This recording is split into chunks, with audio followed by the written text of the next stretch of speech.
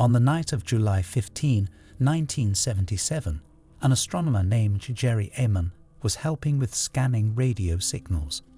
He was looking for signs of life from other planets. Suddenly, he picked a very loud and unusual signal. It lasted for 72 seconds and was much louder than the usual sounds.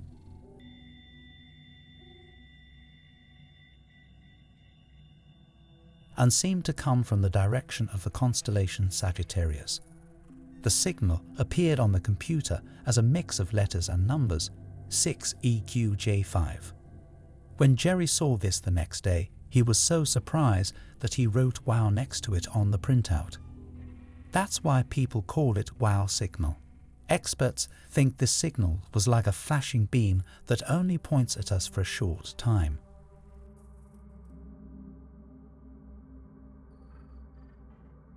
We heard it when it was facing us, but then it turned away, and we couldn't hear it anymore.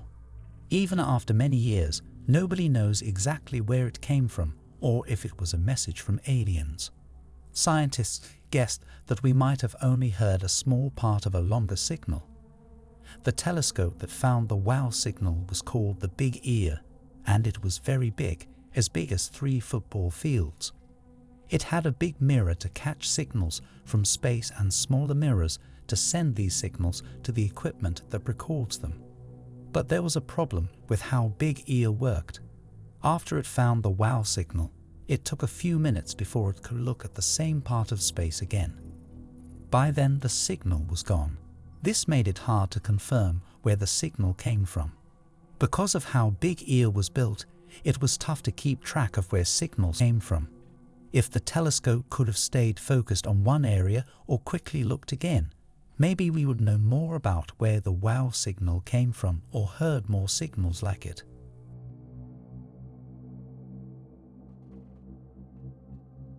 Science proposed that the telescope's design presented these challenges. After the WOW signal was initially detected, there was a brief delay before the second receiver could scan the same patch of sky. By then, the signal had vanished. This delay in detection has been a significant barrier in pinpointing the signal source. The construction and functioning of the Big Ear telescope shows how the design of such devices can impact our ability to track and confirm extraterrestrial signals. If the telescope had the capability to continuously monitor a particular spot in the sky, we might have been able to detect additional signals from the same area in the Sagittarius constellation. The Big Ear telescope wasn't like regular telescopes that use shiny mirrors to see light. Instead, it was a radio telescope, which means it used special metal frames to pick up radio waves that we can't see with our eyes. Unlike newer telescopes that can move all around to look at different parts of the sky, the Big Ear could only move its mirror a little bit up and down. This meant it could only watch a small part of the sky at one time. It was built this way because it was easier and cheaper than making a telescope that could move in all directions.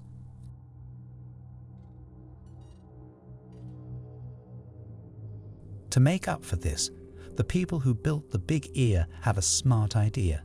They used the Earth's spinning movement to help move the telescope sideways. By tilting the mirror at different angles, the Big Ear could eventually look at any spot in the sky. This clever use of the Earth's movement helped the telescope see more of the sky, even though it couldn't move much on its own. But there was a problem.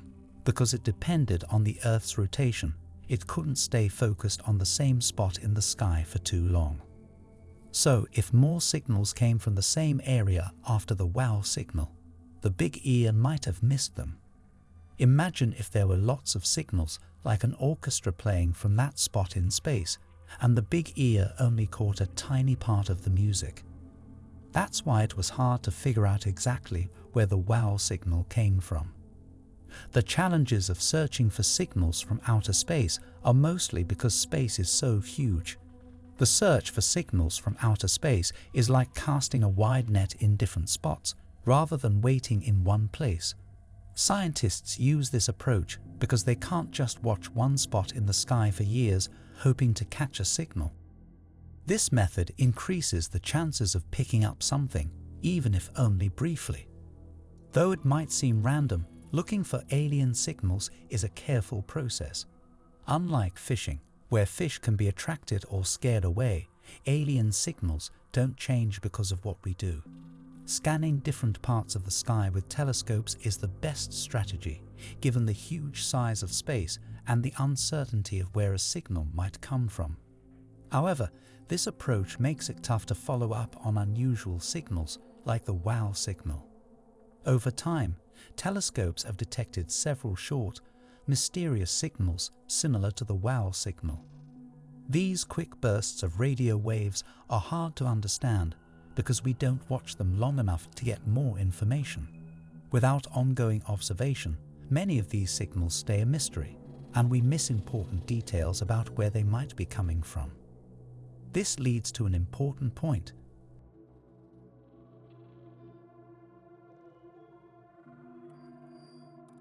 Maybe we haven't found intelligent life from other planets because of how we search. It's just one idea among many. This discussion touches on some technical challenges in finding alien life, but there are also bigger, more speculative ideas about what life beyond Earth might be like.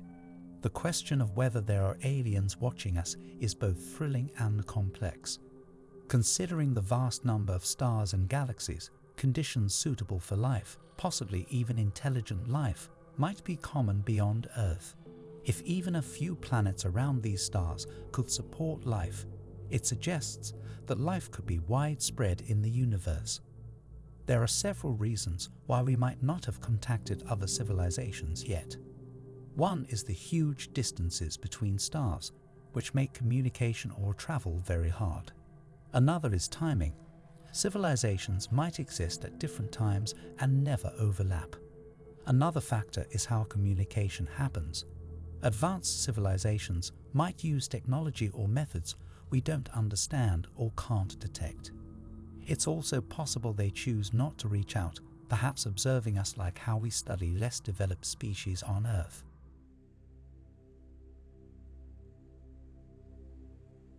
When we look up at the night sky, we see stars, planets, and galaxies scattered across the vastness of space. Yet, everything we can see with our eyes, telescopes, and other instruments accounts for only a small fraction of the entire universe. The estimation of the universe we can observe is believed to be only 5%. The other 95% is something we can't directly observe. This 95% is something we haven't been able to discover. This hidden majority is made up of dark matter and dark energy, two mysterious components that play a crucial role in the structure of the universe. But why can't we see this 95%? And what does it mean for our understanding of the cosmos? To understand what we can't see, let's first talk about what we can see. The observable universe includes all the matter that emits, reflects, or interacts with light or other forms of electromagnetic radiation. This includes stars, planets, galaxies, nebulae, and even the cosmic microwave background radiation, which is the afterglow of the Big Bang. When astronomers use telescopes to observe the universe, they rely on light to gather information. For example, when you look at the night sky, you're seeing light that has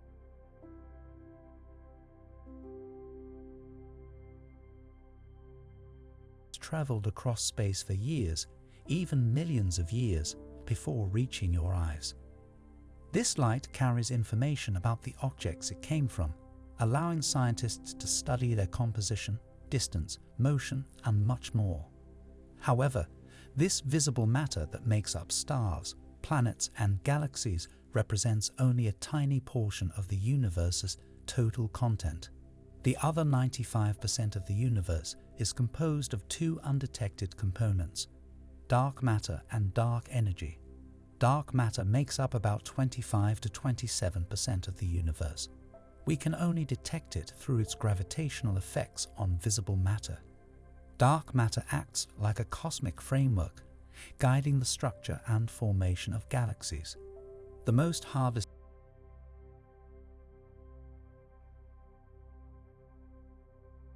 to understand component is dark energy, which makes up roughly 68% of the universe. This mysterious force causes the universe to expand faster and faster. Together, these components make up the fabric of the cosmos, influencing everything from the smallest particles to the largest galactic structures. We don't yet know exactly what dark matter and dark energy are, but we're fairly certain they exist. So, what do we know? Unlike the matter we're familiar with, dark matter doesn't emit, absorb, or reflect light, which makes it completely invisible to us. We can't see it with telescopes, and we can't detect it using any of our traditional methods. So how do we know it exists? The existence of dark matter was first proposed when astronomers observed that galaxies were rotating much faster than they should be, based on the amount of visible matter they contain. According to the laws of physics, if a galaxy contains only the matter we can see, its outer edges should rotate more slowly than its inner regions. However, observations show that the outer parts of galaxies were moving just as fast as the inner parts, suggesting that something else invisible was providing extra gravitational pull. This invisible substance is what we now call dark matter. Although we can't see dark matter directly, we can observe its effects on visible matter. For example, when light from distant galaxies passes through a region of space with a lot of dark matter, the light bends, a phenomenon known as gravitational lensing. This bending effect allows astronomers to map the distribution of dark matter in the universe, even though they can't see it directly. But what is dark matter made of? This is one of the biggest unanswered questions in modern physics. Some theories suggest that dark matter could be made of particles that don't interact with light or other electromagnetic forces, which is why they remain invisible.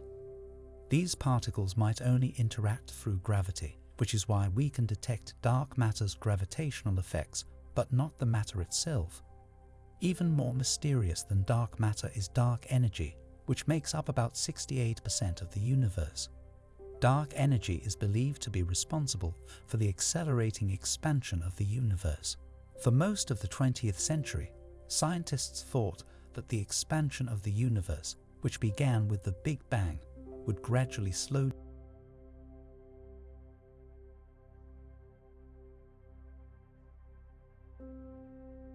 down over time due to the gravitational pull of all the matter in the universe. However, when astronomers observed distant supernovae, they found that these objects were farther away than expected, indicating that the expansion of the universe was actually speeding up.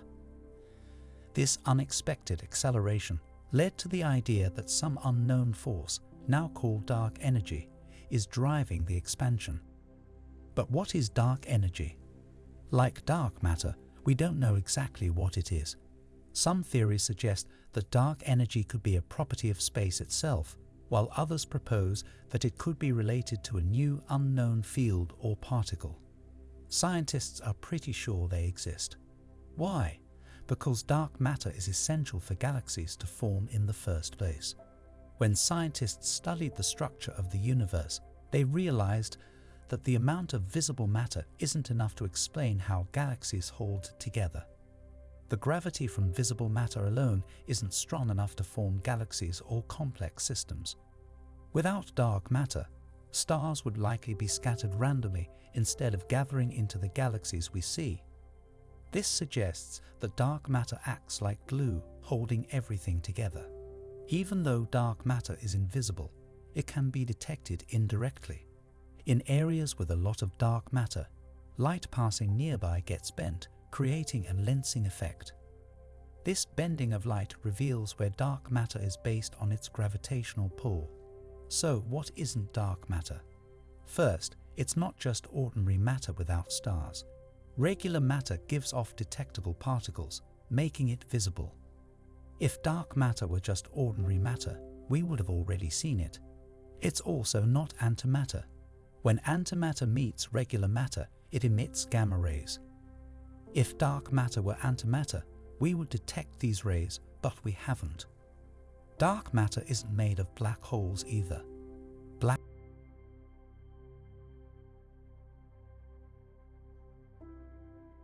holes are dense objects with a strong influence on their surroundings, while dark matter seems to be spread out across space. The gravitational effects of black holes are different from what we observe with dark matter. Scientists are still testing different ideas and running experiments to figure out what dark matter really is. Even with precise tools like the European Space Agency's Planck spacecraft, we can only detect less than 5% of the total observable universe. For years, scientists have been trying to solve the mystery of dark matter, but so far we only know it's there because of its gravitational effects on visible matter. British physicist Brian Cox suggests that dark matter could be made up of particles we haven't discovered yet. But how do we actually find dark matter? The hunt for this mysterious substance using the world's biggest physics experiment at the Large Hadron Collider, Switzerland. Instead of just trying to detect dark matter, they're attempting to create it from scratch. They do this by smashing known particles together at extremely high speeds, creating massive amounts of energy. This energy might produce particles of dark matter. When protons collide, they usually create new particles, but most of them are lightweight. Occasionally, these collisions create much heavier particles, and those are the ones scientists are hoping to find. Scientists believe they're getting closer to figuring out what it's made of. One of the main candidates for dark matter is the weakly interacting massive particles. These particles are thought to interact very weakly with normal matter, making them incredibly hard to detect. Underground detectors are designed to catch these rare interactions and provide clues about dark matter. One interesting piece of evidence comes from gravitational lensing. This happens when light from faraway objects, like galaxies or quasars, gets bent around a massive object, like a galaxy cluster, because of gravity. The amount of bending shows us that dark matter is there, adding to the overall gravitational pull. Astronomers also play a big role in the search for dark matter. By studying the night sky, they look at how galaxies and galaxy clusters move. The way these large structures behave suggests there's more mass present than we can see, and that's where dark matter comes in. For example, when astronomers observe how fast stars orbit around the center of galaxies, they notice that there must be extra invisible mass, likely dark matter, holding everything together. Even though we haven't directly found dark matter yet, every experiment brings us closer to understanding this mysterious part of the universe. Dark energy is even more mysterious than dark matter. It's a type of energy that we can't directly detect or measure, but we can see its effects. Unlike dark matter, which clumps together due to gravity, dark energy is spread evenly across space. In 1929, astronomer Edwin Hubble made a groundbreaking discovery. He noticed that light from distant galaxies shifts towards the red end of the spectrum as it travels through space. This effect, known as redshift, revealed something surprising. Hubble found that the farther away a galaxy is, the more its light is redshifted, while closer galaxies show less redshift. He figured out that this happens because the universe is expanding. As light stretches out, it shifts towards the red part of the spectrum, showing that space itself is getting bigger. Recent discoveries have taken Hubble's findings even further. The universe isn't just expanding, it's speeding up. Scientists used to think that gravity would eventually slow down this expansion or even reverse it. But now they know that dark energy is driving this rapid expansion, pushing the universe apart faster and faster. Space itself doesn't change as it expands. Instead, new space is constantly being created everywhere. Galaxies stay held together by gravity, so we don't feel this expansion in our daily lives. But we can see it happening all over the universe. Wherever there's empty space, more is being created every second. So, what exactly is dark energy? It seems to be a type of energy in empty space that's stronger than anything else we know and keeps growing. Empty space contains more energy than everything else in the universe combined. This mysterious force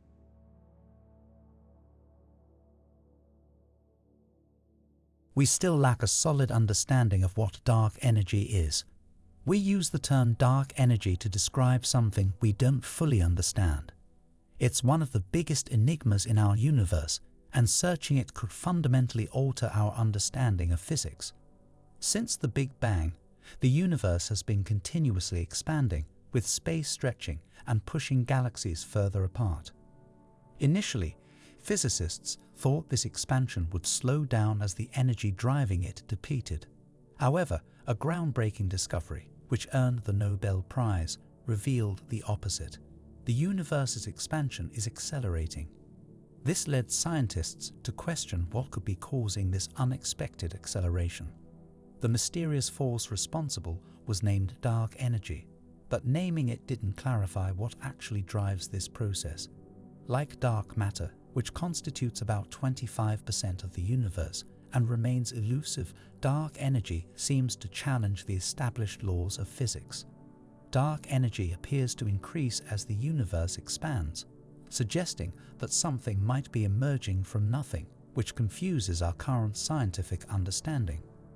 Various theories have been proposed regarding the nature of dark energy.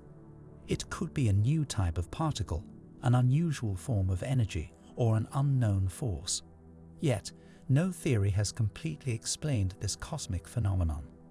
We know that dark energy accounts for about 70% of the universe, playing a critical role in its formation and evolution. Historically, astronomers in the early 20th century discovered the universe's expansion and predicted that it would decelerate due to gravitational forces.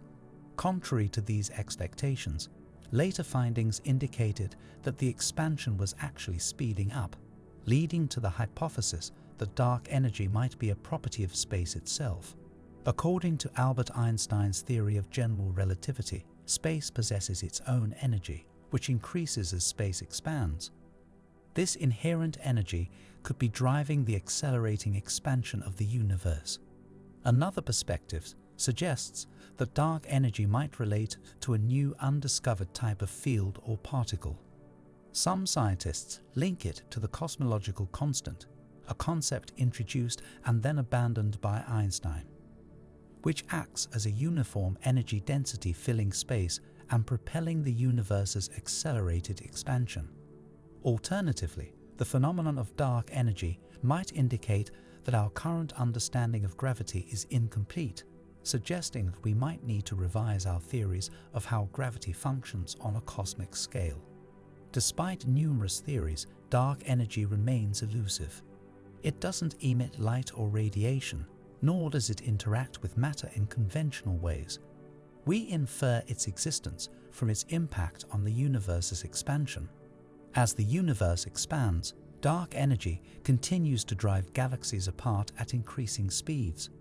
If dark energy persists in dominating, the universe might expand indefinitely, becoming colder and more desolate as galaxies drift further apart.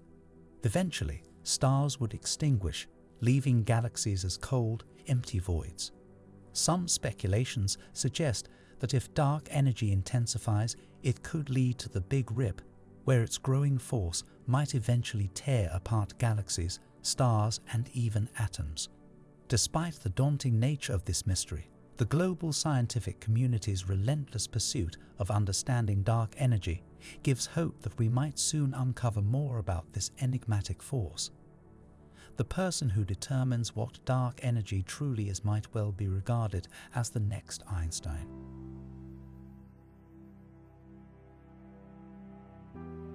When we look around, everything we see and touch is made of matter. Tiny particles make up all the things we interact with, and over billions of years, these particles have come together to form galaxies and stars.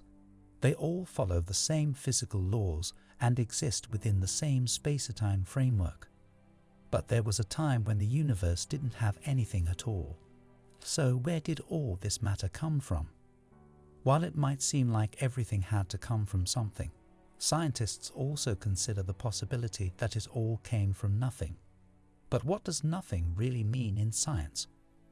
To answer what was there before the beginning of the universe, we first need to understand how the universe was exactly created from what seems like nothing. One of the main ideas in modern cosmology is the Big Bang theory, which explains how our universe began and evolved. Imagine every star, planet, and galaxy compressed into an incredibly hot and dense point. Scientists believe this is how everything started about 13.8 billion years ago. Since that moment, the universe has been expanding and cooling. So, how do we know this happened? The Big Bang theory is supported by a lot of evidence. One key piece is the cosmic microwave background radiation, which is like an afterglow from the early universe.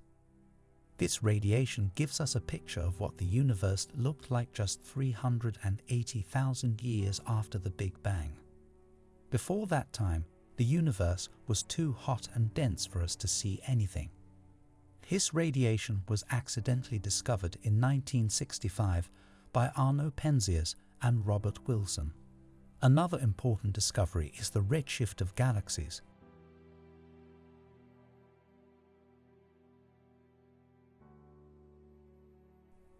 This shows that galaxies are moving away from us, proving that the universe is still expanding. This was first observed by Edwin Hubble in the 1920s. The farther away a galaxy is, the faster it seems to be moving away from us, supporting the idea that the universe was once much smaller, hotter, and denser. The Big Bang theory also explains why the universe has certain amounts of light elements like hydrogen, helium, and lithium. These elements were formed in the first few minutes after the Big Bang, when the universe had cooled enough for protons and neutrons to combine and form nuclei. However, the Big Bang theory also leaves us with big questions. For example, it doesn't explain what happened before the Big Bang or what lies beyond the part of the universe we can see. It also introduces the idea of cosmic inflation, a rapid expansion that happened right after the Big Bang. This concept helps solve some problems with the theory and matches what we observe in the cosmic microwave background radiation. Before the discovery of the cosmic microwave background radiation, there was a popular idea called the steady-state theory. This theory suggested that the universe had no beginning or end, and that it stayed the same overall, even while expanding, by constantly creating new matter. This theory was popular in the 1940s but lost support when scientists discovered the cosmic microwave background radiation in 1965, which strongly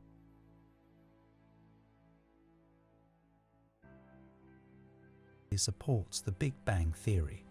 Other ideas, like the cyclic model, suggest that the universe goes through endless cycles of expansion and contraction. These theories are still being explored and developed, adding to our understanding of how the universe began. After the Big Bang, the universe expanded and cooled. In the beginning, it was a hot, dense soup of particles. As it expanded, it cooled down, allowing particles to come together and form the first atoms. These atoms then formed the first stars and galaxies. The universe's expansion continues today, with galaxies moving away from us in all directions. Let's think even further back. The first long-lasting particles, protons and neutrons, appeared around 1/10,000th of a second after the Big Bang. Before that, there wasn't any material as we know it, but physics lets us trace the timeline even further back to processes that happened before any stable matter existed. This thinking of how the universe was started from nothing also brings to the concept of the grand unified epoch. A likely idea is that the universe was filled with a hot mix of particles, including quarks, which are the building blocks of protons and neutrons. There was an almost equal amount of matter and antimatter.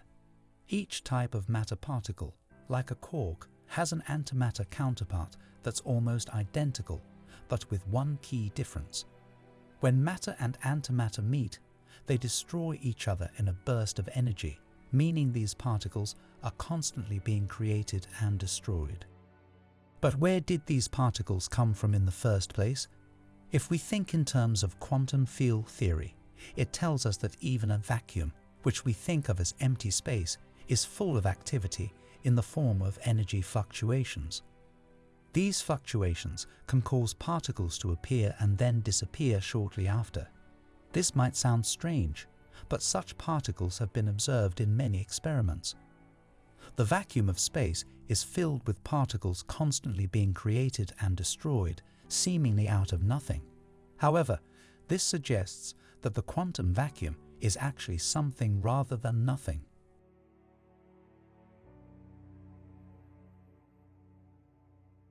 Now, let's ask, where did spacetime itself come from? To answer this, we need to go back to the very beginning, into the Planck epoch. This period was so early in the universe's history that our best theories of physics no longer work. It happened only a tiny fraction of a second after the Big Bang.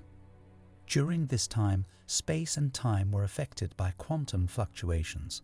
Usually, physicists use quantum mechanics to understand tiny particles and general relativity for large cosmic scales. But to understand the Planck epoch, we need a complete theory of quantum gravity that combines the two. We don't have a perfect theory of quantum gravity yet, but ideas like string theory and loop quantum gravity suggest that ordinary space and time come from deeper microscopic processes. What we experience as space and time results from quantum processes. Right now, they don't make much sense to us because we are used to the large-scale world. Quantum fluctuations happen constantly, even in what we consider empty space. According to the Heisenberg uncertainty principle, pairs of particles and antiparticles can emerge from the vacuum, exist for a brief moment, and then destroy each other. This phenomenon is known as quantum foam. But quantum fluctuations alone don't explain the vast scale and complexity of the universe. There is also dark energy, a mysterious force that fills all of space and accelerates the expansion of the universe. While we don't fully understand dark energy, it's believed to play a crucial role in the creation and evolution of the cosmos. So, how did we go from quantum fluctuations and dark energy to the vast, structured universe we see today? The answer lies in inflation, or rapid expansion, that occurred fractions of a second after the Big Bang. During this brief period, the universe expanded at an incredible rate, setting the stage for the formation of galaxies, stars, and planets. In the Planck epoch, our usual understanding of space-time and cause and effect breaks down. Despite this, all candidate theories of quantum gravity describe something physical happening during the Planck epoch as some quantum precursor to ordinary space and time. But where did that come from? Even if causality doesn't work in the usual way, it might still be possible to explain parts of the Planck epoch universe in terms of other parts. Unfortunately, our best physics can't provide clear answers yet. Until we develop a theory that explains everything, we won't be able to give a definitive answer. The most we can confidently say is that physics hasn't yet found any confirmed instances of something coming from nothing. Now, as we understand about the beginning of the universe, we will start exploring what was there before nothing. None of the evidence from the cosmic microwave background radiation or quantum fluctuations or the Big Bang. The Big Bang theory explains that the universe started from an incredibly dense and hot point called a singularity. Think of a singularity as a point where everything we know about space and time breaks down. This singularity raises some big questions. If our usual laws of physics don't apply here, then what are the rules? To understand this, we need to look at Albert Einstein's ideas. His theory of relativity changed how we see the universe by connecting mass and time. According to his theory, time isn't fixed but changes based on the gravitational pull of massive objects. He showed that massive objects, like Earth, can slow down time. Now, if mass slows down time, imagine what the singularity would do, containing all the mass of the universe. It would stop time completely. So, according to Einstein, the idea of before the Big Bang doesn't really make sense because time itself didn't exist. The cosmic microwave background radiation is a key piece of evidence. It comes from a time about 380,000 years after the Big Bang, when the universe was cooling down and forming hydrogen atoms. Before this 380,000-year mark, the universe went through several stages, starting from the Planck epoch to the Grand Unification, Inflationary, Electroweak, Quark, and Hadron epochs. Each stage saw different particles and forces evolving into what we know today. When we talk about the universe at such a small scale, quantum mechanics takes over from classical physics. This led scientists like Stephen Hawking to think about how quantum theory could apply to the whole universe. This is where inflationary quantum cosmology comes in. Unlike classical theories that describe the singularity as a point with zero volume, quantum cosmology suggests there's an element of uncertainty. This means we can't pinpoint the exact moment the universe was created, and particles can appear and disappear from what we call a vacuum. In physics, a vacuum isn't completely empty, but rather a state without particles. According to Heisenberg's uncertainty principle, there's always some level of fluctuation, so a perfect vacuum with zero field values is impossible. This might sound strange, but Einstein's famous equation, E equals mg2, helps explain it. The positive energy in stars and galaxies must be balanced by an equal amount of negative energy, like gravity. If the universe's total energy is zero, then it's possible for it to come from nothing. The idea that hundreds of billions of galaxies could come from nothing sounds unbelievable. However, Einstein's equation, E equals mc, gives us some clues. According to this equation, all the positive energy in stars, galaxies, and other celestial bodies must be balanced by an equal amount of negative energy, which shows up as gravity. In a closed universe, or one that will eventually collapse back on itself, these positive and negative energies would perfectly cancel each other out, resulting in a net energy of zero for the universe as a whole. Stephen Hawking wondered how a universe with zero total energy could come from nothing. He suggested that gravity's negative energy could balance out the positive energy needed to create matter. This makes empty space stable. Physicist Alexander Vilenkin expanded on this idea, showing that a small energy-filled vacuum could spontaneously appear from nothing and expand into the universe we see today. This means our universe could have started from a state of nothing where time didn't exist. So, what was there before the Big Bang? The theories we've explored suggest that time itself started with the Big Bang, making the idea of before quite tricky. From singularities to quantum fluctuations, these ideas show just how incredible and mysterious our universe truly is. The Big Bang theory explains how the universe expanded from an extremely hot and dense state, but it doesn't tell us what happened before that moment. According to the theory, time, space, matter, and energy all began with the Big Bang. However, some scientists have ideas about what might have existed before the Big Bang. One interesting idea is the Big Bounce. This theory suggests that the universe goes through cycles of expanding and contracting. Another intriguing idea is the concept of a multiverse. This theory proposes that our universe is just one of many, each with its own set of physical laws. In this model, what existed before our Big Bang could have been another universe entirely. These ideas stretch the boundaries of our current understanding and explore speculative possibilities. They rely on advanced concepts in quantum physics and the still developing field of quantum gravity. Scientists are working to connect the dots between quantum mechanics and general relativity to better understand these possibilities. While these theories offer exciting glimpses into what might have existed before the Big Bang, they remain largely theoretical, highlighting the deep mystery of our universe's origins. By looking back in time, we can explore the origins of each cosmic structure. Each discovery leads to another question: where did this come from, and how did it form? These questions continue.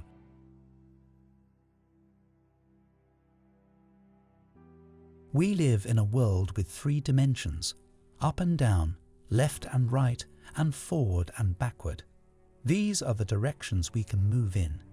Time is another dimension we experience, moving from the past to the future. Together, these make up what we call spacitime. In physics, dimensions are like different directions you can move in, similar to lines on a graph. Normally, we only notice 3 dimensions. But what if there are more dimensions that we can't see? Theories like string theory and M theory suggest there might be extra dimensions. According to string theory, the smallest parts of our universe aren't tiny points but small, vibrating loops of energy called strings. The maths behind string theories suggests that there need to be 10 or 11 dimensions for everything to work correctly. String theory tries to explain all the natural forces, like gravity, electromagnetism, and the forces inside atoms, by proposing that everything is made of these strings. The way these strings vibrate determines the type of particles they become. So, why can't we see these extra dimensions? They might be incredibly small and tightly folded up, making them impossible to detect with our current tools.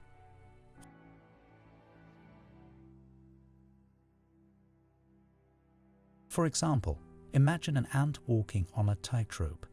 To the ant, the rope looks like a line because it can't see its width. Similarly, these extra dimensions could exist but be too small or hidden for us to notice. If these higher dimensions are real, they could help us answer some big questions in physics, like why gravity is much weaker than other forces. Maybe gravity spreads out into these extra dimensions, making it seem weaker in our 3-dimensional world. These higher dimensions could help us better understand particles and forces. They could connect all the different forces into one complete picture, leading to new technologies and a deeper understanding of the universe. Scientists are searching for evidence of these higher dimensions. One way is by studying how gravity behaves at very tiny scales. If higher dimensions exist, they could cause slight differences in gravity, which we might observe in lab experiments. Another method involves high-energy particle collisions, like those at the Large Hadron Collider.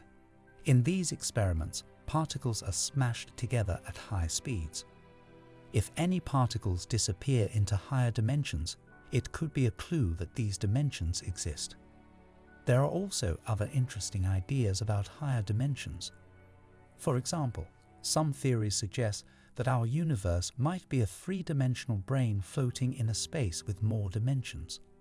In this idea of a brain world, our universe could be just one of many parallel universes, each existing as a separate brain in a space with extra dimensions. This idea opens up possibilities about how these universes might interact, like through gravity or by exchanging particles. Another idea related to higher dimensions is the multiverse theory.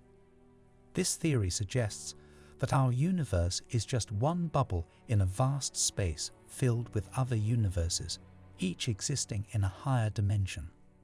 These different universes could have their own physical rules and might even interact with each other. For example, if these universes were to collide, it could create a massive explosion similar to the Big Bang that started our universe. While the concept of higher dimensions is fascinating, it remains a theory. One of the biggest challenges is that these dimensions are not something we can currently see or measure directly. To detect them, we would need extremely high energy or very precise measurements, which are beyond what we can do with today's technology. Mathematics is crucial in helping us explore the concept of higher dimensions. Many of the theories suggesting the existence of these extra dimensions rely on complex maths from areas like geometry, topology, and algebra. These areas of maths help us imagine and understand spaces that go beyond the three dimensions we usually think about. Mathematicians and physicists work together to create models that predict how these higher dimensions might affect what we can observe in the universe. They then test these models with experiments and observations. Quantum mechanics, which studies how particles behave at very small scales, could also be affected by higher dimensions. The strange behaviors we see in quantum mechanics might be due to interactions happening in spaces with more than three dimensions. So, do higher dimensions really exist in the universe? While we don't have concrete proof yet, the possibility of higher dimensions is an exciting area of research in theoretical physics. If these dimensions are real, they could change how we see the universe and reveal new insights about the nature of reality. We're guaranteed to find an identical copy of our whole universe, as well as countless. Multiple universes now are a genuine possibility, which begs the question: are there other versions of you in a parallel universe? Variations of reality where things are similar to here, but still different, are now considered a genuine possibility. It probably won't surprise you that studying parallel universes was once thought to be completely crazy in the scientific world. It even alienated people who decided to pursue it. But now, theoretical physicists have realized that parallel universes are possible, at least mathematically. One reason for this comes from the strange world of quantum physics. The key thing to remember about quantum mechanics is that it's truly strange. It's the study of subatomic particles, which are the building blocks of everything in the universe. Quantum mechanics tells us that these particles can behave as both particles and waves at the same time. This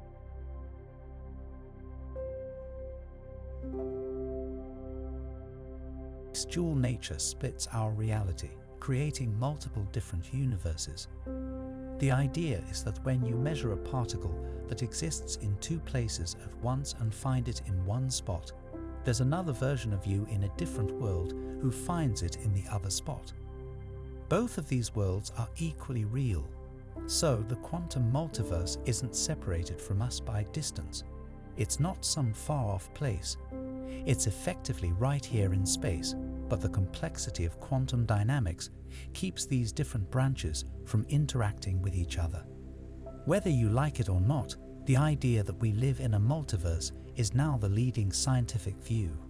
Another theory is based on mathematical inevitability.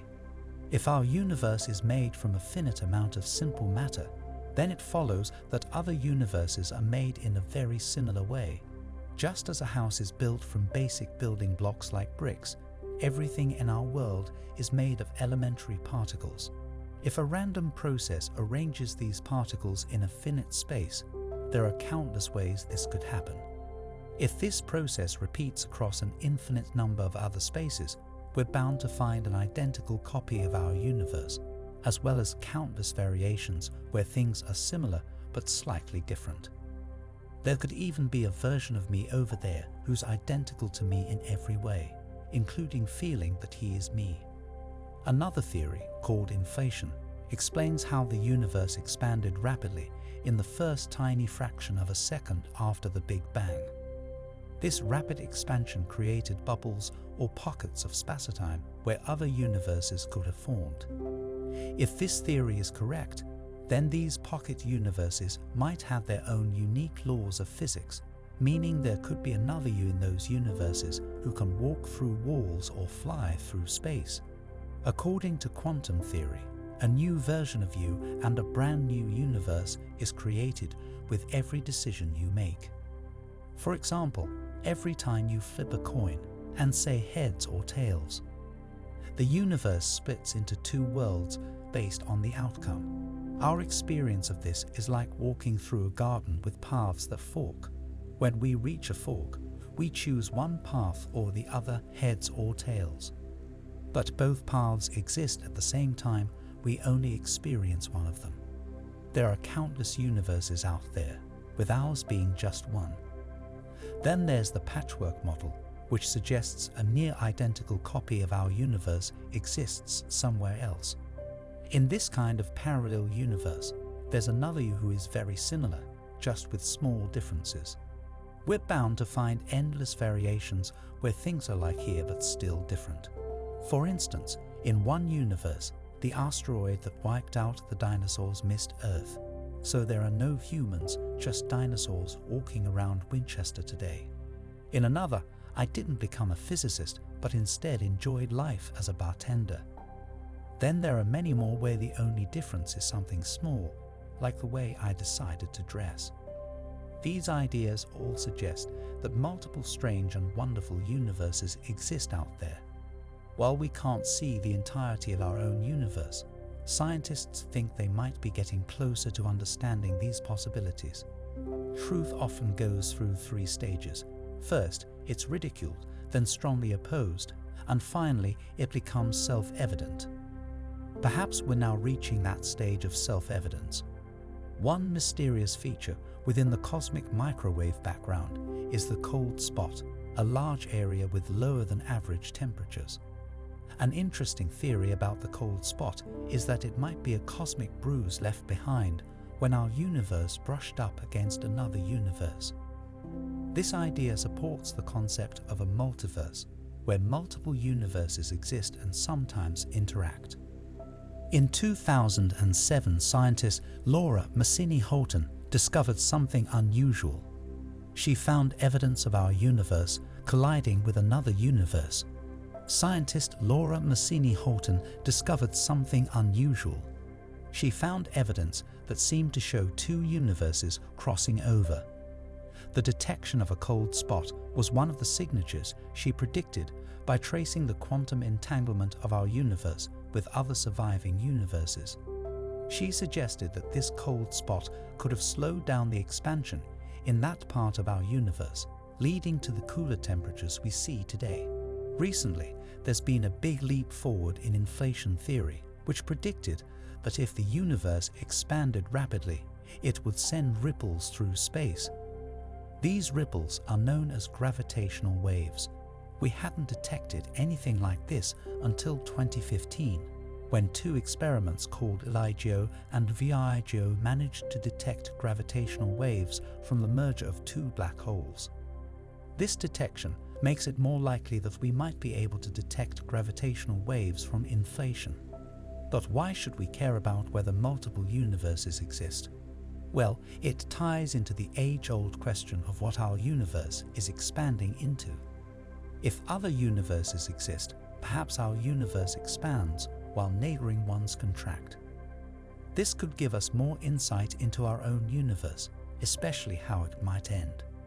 Eventually, our universe could expand until other neighboring universes have their own Big Bang and start expanding into us, causing our universe to contract and possibly end in a big crunch instead of a Big Bang. Over time, these ideas have led to research about similar anomalies that might look like. According to the theory of cosmic inflation, everything in the universe should be spread out evenly across the sky.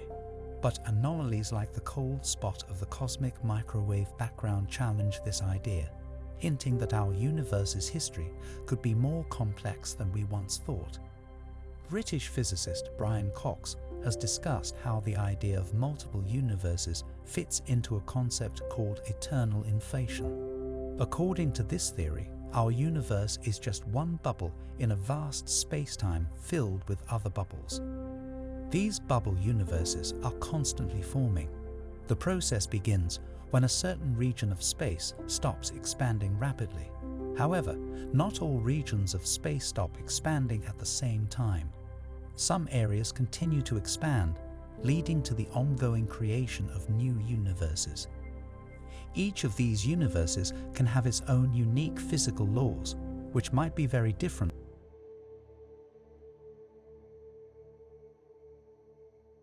When we think about how vast the universe is, it's natural to wonder if we really matter. Are we special, or are there other life forms out there in the cosmos?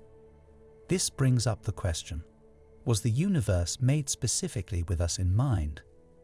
This idea is linked to the anthropic principle, which suggests that the universe's basic laws seem perfectly designed to support life, especially intelligent life like humans. For example, the exact strength of gravity, electromagnetic forces, and how atoms work are all crucial for life. Even small changes in these constants could make life as we know it impossible. So, does the fact that the universe is so precisely tuned mean it was designed just for us? Some scientists think the conditions that allow life are too perfect to be a coincidence, suggesting there might be a purpose behind it. On the other hand, others believe that this fine-tuning is just the result of natural processes and random chance. They argue that in a universe as vast as ours, it's not surprising that at least one planet, like Earth, ended up with the right conditions for life. The multiverse theory offers another perspective. It suggests that our universe might be just one of many, each with its own set of physical laws and constants. In this multiverse, only a few universes might have the right conditions for life. If this theory is true, our universe isn't particularly unique. It's just one of the few where life could happen, making the idea of fine-tuning less surprising. The search for life beyond Earth also plays a role in this discussion. Finding life elsewhere, whether it's microbes on Mars, in the oceans of moons like Europa and Enceladus, or on distant exoplanets, would suggest that life isn't unique to Earth, but could exist wherever the conditions are right. Such discoveries could change how we think about the rarity of life in the universe. Beyond science, philosophical views also influence how we understand the universe. Some people find comfort in believing that the universe has a specific purpose, while others see beauty in its randomness and endless possibilities. Whether or not the universe has an intent, our natural curiosity and desire to explore are key human traits. Asking these big questions not only drives scientific progress, but also helps us better understand the cosmos.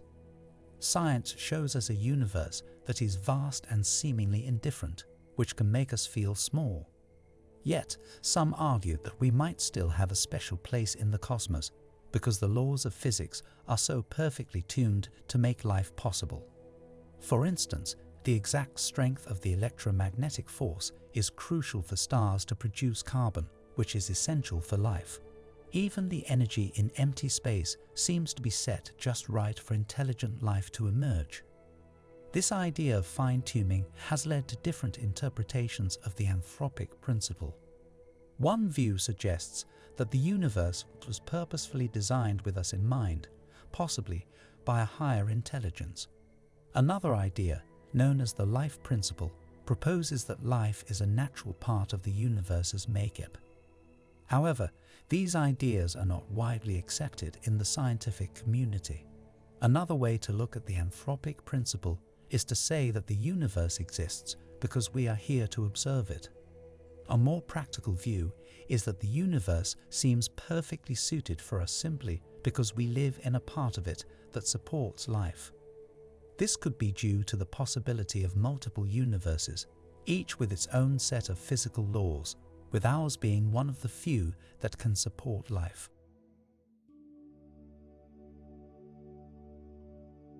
Take a close look at this picture. This is Eugene Cernan, the last astronaut from the Apollo program to walk on the moon. But there is something wrong in the picture. Do you notice it? The night sky looks completely empty with no stars at all. In fact, every photo taken during the Apollo missions shows a sky empty of stars. Even though the universe is filled with trillions of stars, the Apollo astronauts said they couldn't see a single star from the moon. This lack of stars has fueled conspiracy theories, with some people claiming that the moon landing was fake. But the real explanation is much more interesting and goes beyond any conspiracy theory.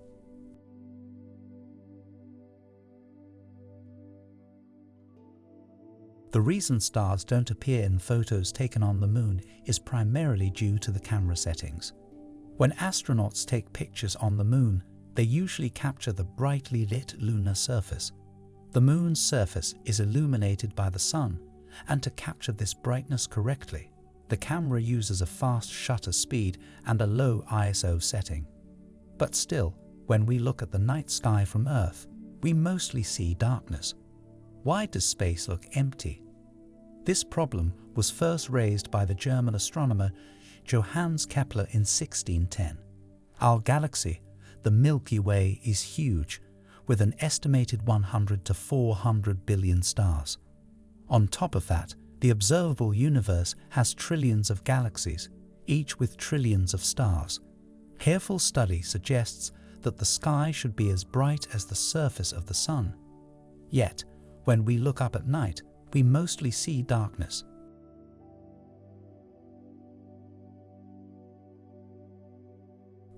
This mystery, known as Olbers' paradox, took nearly 300 years to solve.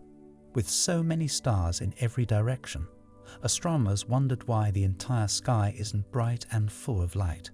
Olbers' paradox is based on the steady-state theory. Imagine a universe where everything has always stayed the same and always will. The position of stars, galaxies, everything. This was the main idea behind the steady-state theory, which used to be the most popular explanation of the universe. It said the universe was infinite, without a beginning or end, uniform in every direction, and not expanding. With this theory in mind, astronomers faced a big question. If the universe is full of stars and has always existed, why is the night sky dark? According to the steady-state theory, even the light from the farthest stars should have reached us by now, filling the sky with their glow. One early idea was that maybe the stars are just too far away to affect our night sky. But this didn't make sense with the steady-state model. If the universe is infinitely old, there's been plenty of time for the light from any star to reach Earth, even from the farthest parts of the universe. This light should fill the sky, leaving no dark areas. Johannes Kepler had a different idea to solve the paradox, which went against the steady-state theory. He suggested that the universe isn't infinite. Instead, he thought the stars only spread out to a certain limit, and beyond that, there was just empty space. This idea was interesting, but it raised new questions. How far does this space with stars go, and what's beyond that edge?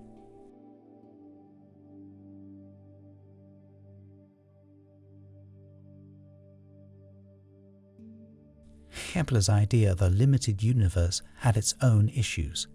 If the universe had a boundary, the combined gravity of all the stars and planets could pull everything back together, causing the universe to collapse. Because of these challenges, most astronomers kept believing the universe was infinite.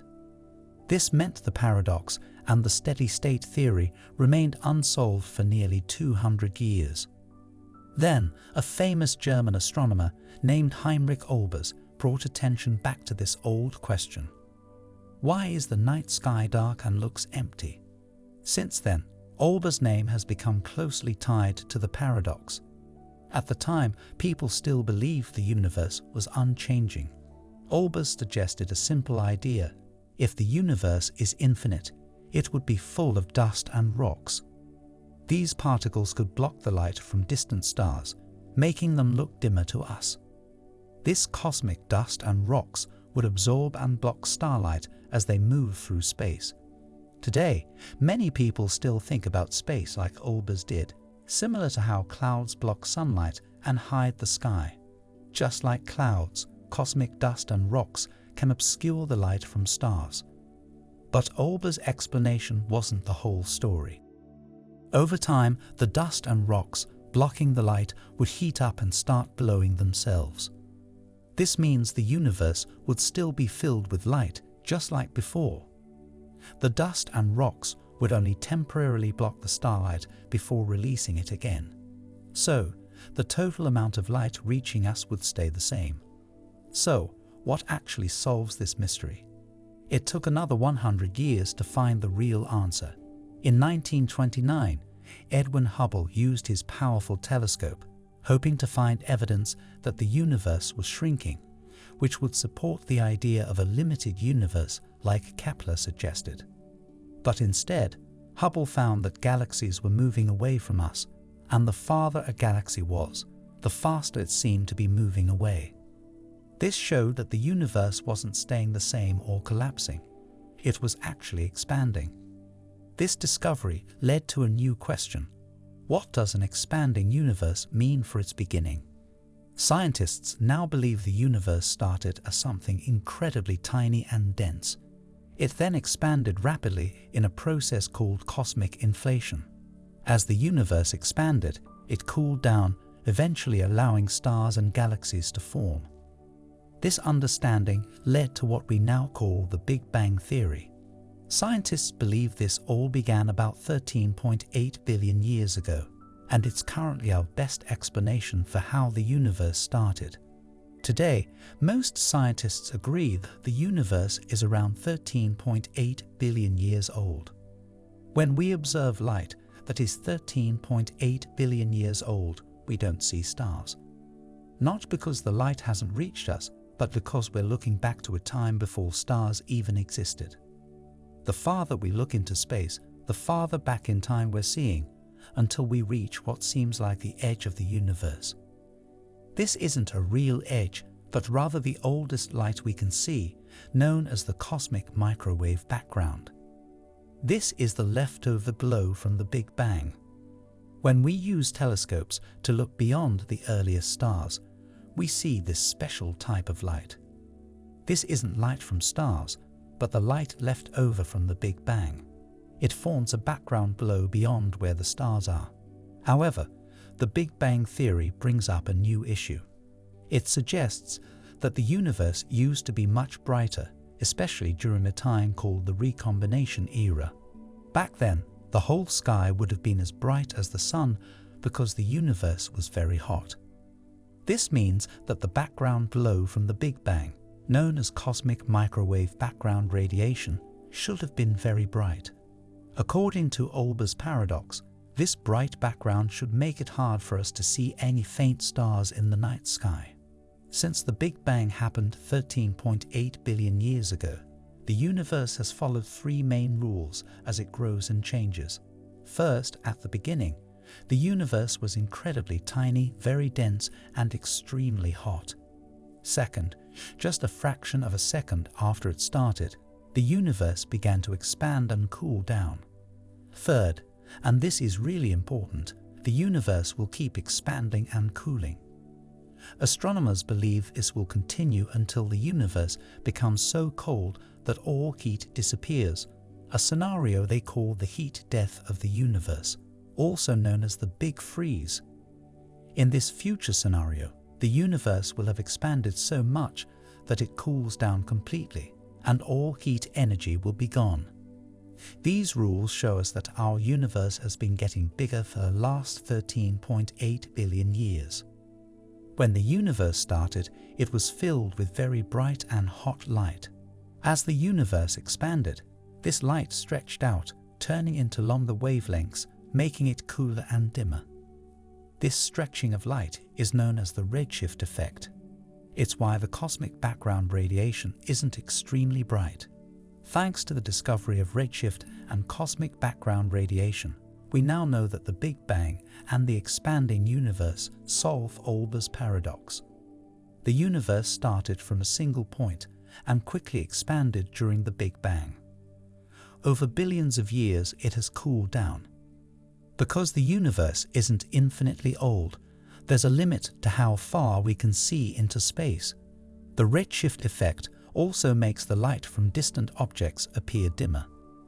These factors together explain why the night sky looks dark today. The darkness of the night sky shows us that the universe is always changing and growing.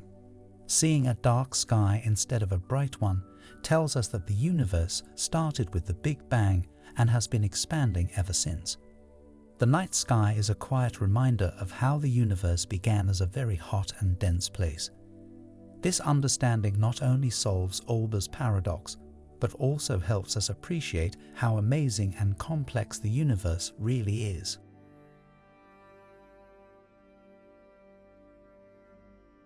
The Moon is one of the largest objects in our solar system, almost as big as Mercury.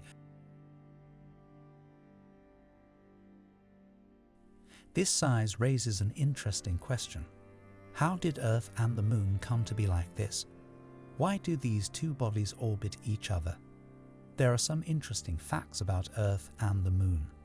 For example, this image taken by a space probe orbiting Mars shows Earth and the Moon from Mars' perspective. One surprising fact about the Moon is that it has very little iron in its core, unlike Earth, which has a lot of iron in its core, responsible for its magnetic field. This difference raises questions. If the Moon formed near Earth, why does Earth have so much iron while the Moon has so little? Another curious aspect is the amount of spin in the Earth-Moon system. The Moon is quite large compared to Earth, orbits quickly, and both Earth and the Moon rotate. In physics, the principle of angular momentum tells us that spin doesn't just appear out of nowhere, it has to come from something.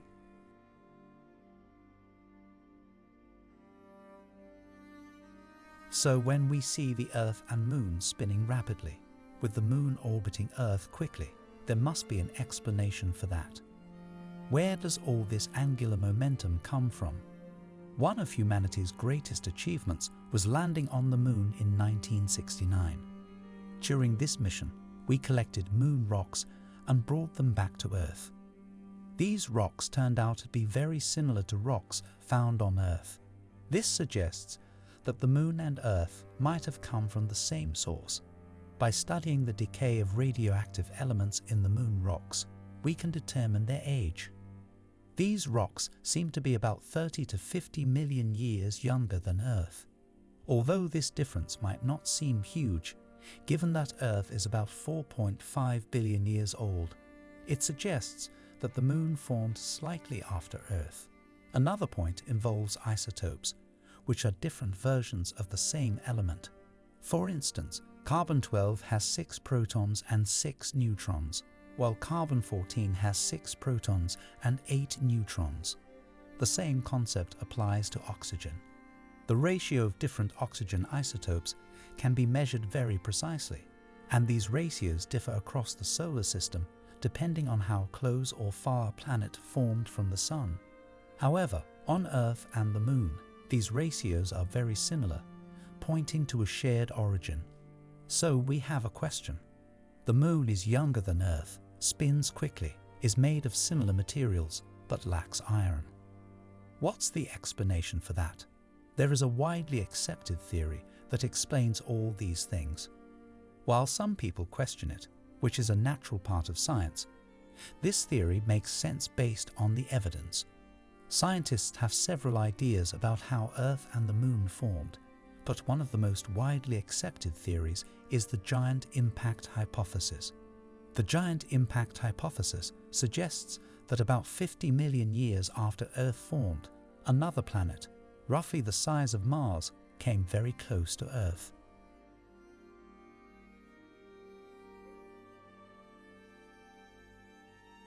This planet collided with Earth in a glancing blow, knocking off a lot of debris without hitting Earth's core. When planets form, heavy elements like iron sink to the center. So when this collision occurred, the material knocked off had little iron because most of Earth's iron was already in its core.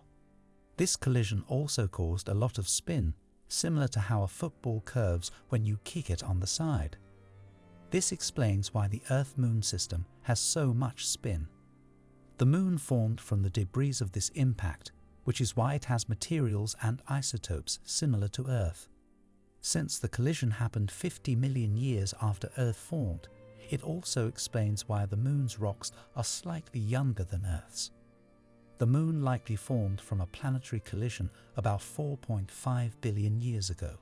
All the evidence supports this idea, based on 4 key observations about the Earth and Moon.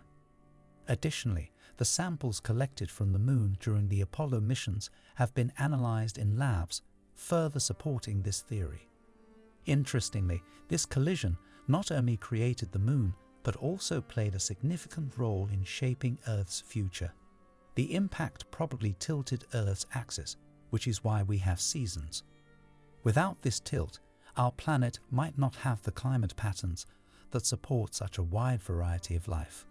The Moon also helps stabilize Earth's rotation, preventing extreme shifts in its tilt over time, which would have major effects on our environment. The gravitational interaction between Earth and the Moon creates tides, which have influenced the evolution of life on Earth.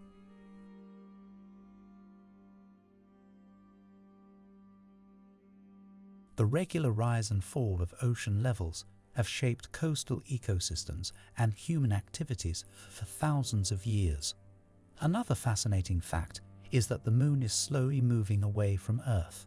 Measurements show that the Moon drifts about 3.8 centimeters farther from Earth each year. This slow separation affects Earth's rotation and the length of our days. Millions of years ago, days were shorter, and as the Moon continues to move away, days on Earth will gradually become longer.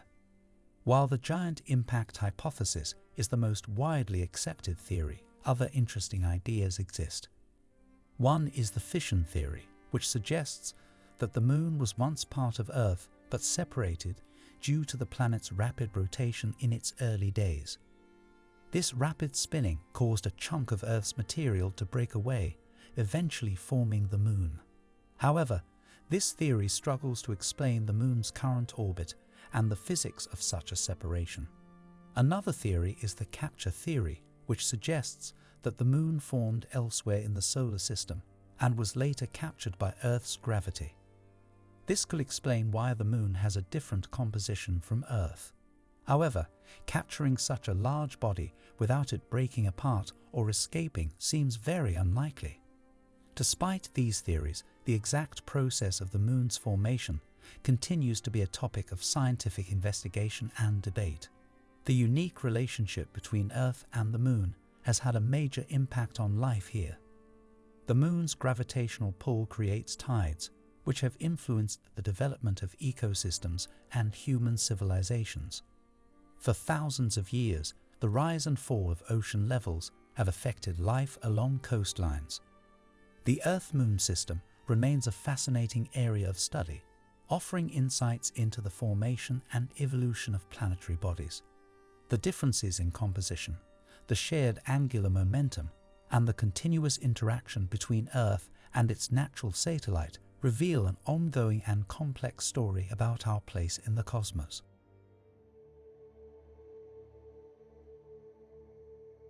This photo, taken by a telescope in 1917, shows a fuzzy blob with dark markings. Back then, even respected astronomers thought these markings might be signs of vegetation. However, this idea was proven wrong when spacecraft began visiting Mars. The first was Mariner 4 in 1965, which sent back grainy images of the planet's surface. After seeing these images, President Lyndon Johnson remarked that life as we know it might be more unique than previously thought. Since then, many spacecraft have visited Mars. Today, we know Mars as a planet with geological giants, like the Marina Valley, a canyon that spans nearly half the planet. The Grand Canyon on Earth could fit into one of its side channels. Mars is also home to huge volcanoes and shows evidence of ancient lakes and possibly even oceans. The Curiosity rover is currently exploring a dry lake bed and has found signs of organic molecules and minerals that form in standing water. We now understand that Mars was Earth-like about 3 to 3.5 billion years ago, with rivers, oceans, and seas. It might have been a living world, but we don't yet know if life ever started there. This changes how we view Mars.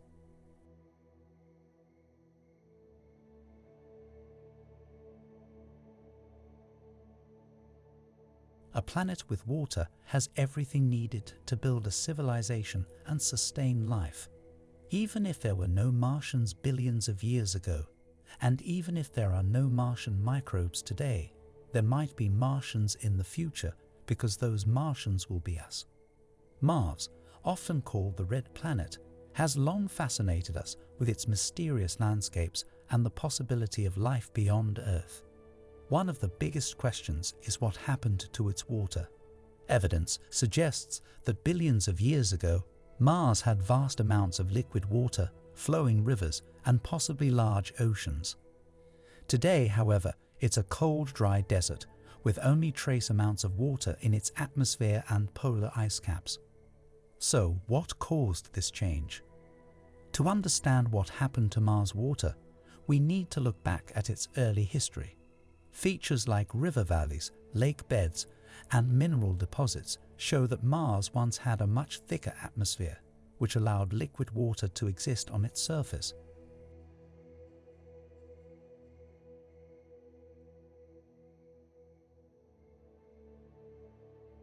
This atmosphere likely created a stable climate, keeping the pressure and temperature needed for liquid water. But over billions of years, Mars lost most of its atmosphere, leading to the dry conditions we see today. One of the main theories for Mars losing its atmosphere is the solar wind's effect. The solar wind is a stream of charged particles from the Sun. Unlike Earth, Mars doesn't have a global magnetic field to protect its atmosphere. Earth's magnetic field acts like a shield, deflecting the solar wind and keeping our atmosphere in place. Mars, however, lacks this protection. As a result, the solar wind interacts directly with the Martian atmosphere, gradually stripping it away. This process, called atmospheric sputtering, occurs when solar wind particles collide with molecules in Mars' atmosphere, knocking them into space. As the Martian atmosphere thinned, its ability to retain heat decreased. The drop in atmospheric pressure and temperature caused any remaining liquid water to freeze or sublimate. Sublimation is when a solid turns directly into a gas, skipping the liquid phase. This process likely contributed to the loss of Mars' surface water, as the low pressure and temperature made it impossible for liquid water to remain.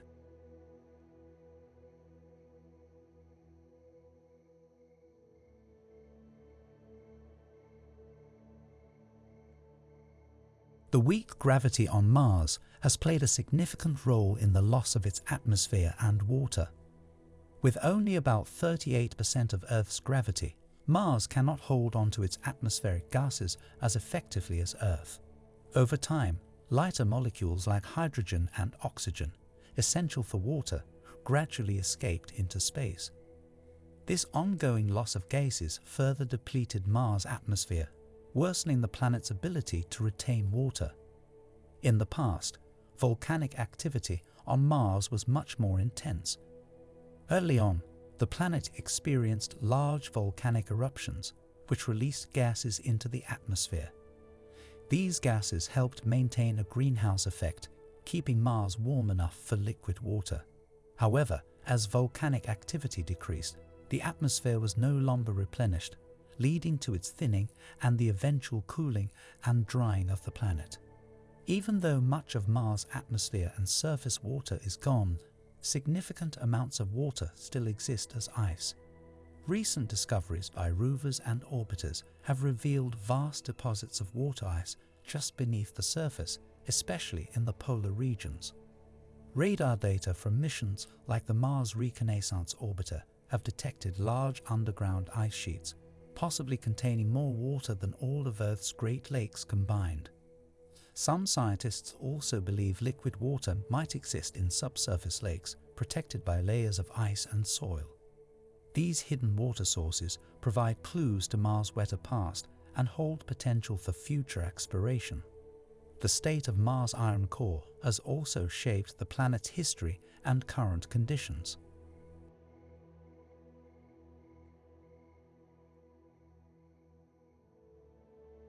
Unlike Earth, which has a molten iron core generating a strong magnetic field, Mars' iron core is mostly solidified, resulting in a weak magnetic field. Without a strong magnetic field, Mars became vulnerable to the solar wind, a stream of charged particles from the Sun. Over billions of years, these particles stripped away Mars' atmosphere, leading to the loss of surface water.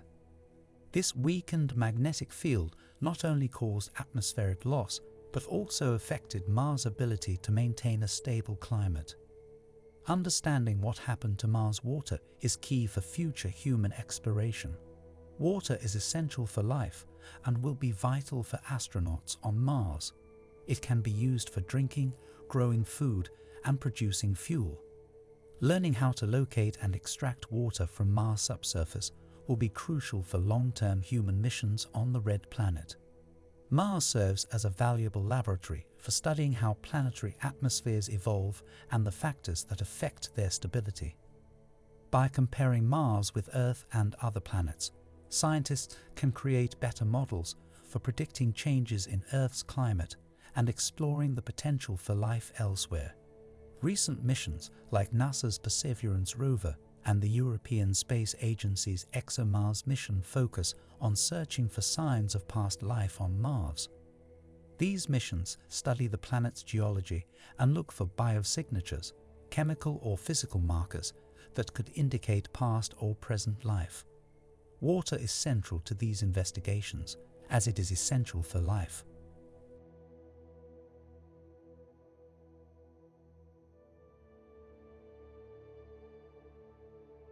By understanding where water existed on Mars and how it interacted with the planet's geology, scientists can better assess the potential for ancient Martian life. The story of Mars water is one of planetary change and dynamic processes that shaped the solar system. While many questions remain, each new discovery brings us closer to understanding this mysterious planet. Mars' history of water, atmosphere, and climate evolution continues to inspire scientists and explorers alike, driving the search for answers on our neighboring world. This modern spacecraft image of Mars shows evidence of ancient rivers, revealing that Mars was once a world capable of supporting life around 3 billion years ago. Far from being just a symbol of war or fear, Mars represents opportunity and hope for future exploration.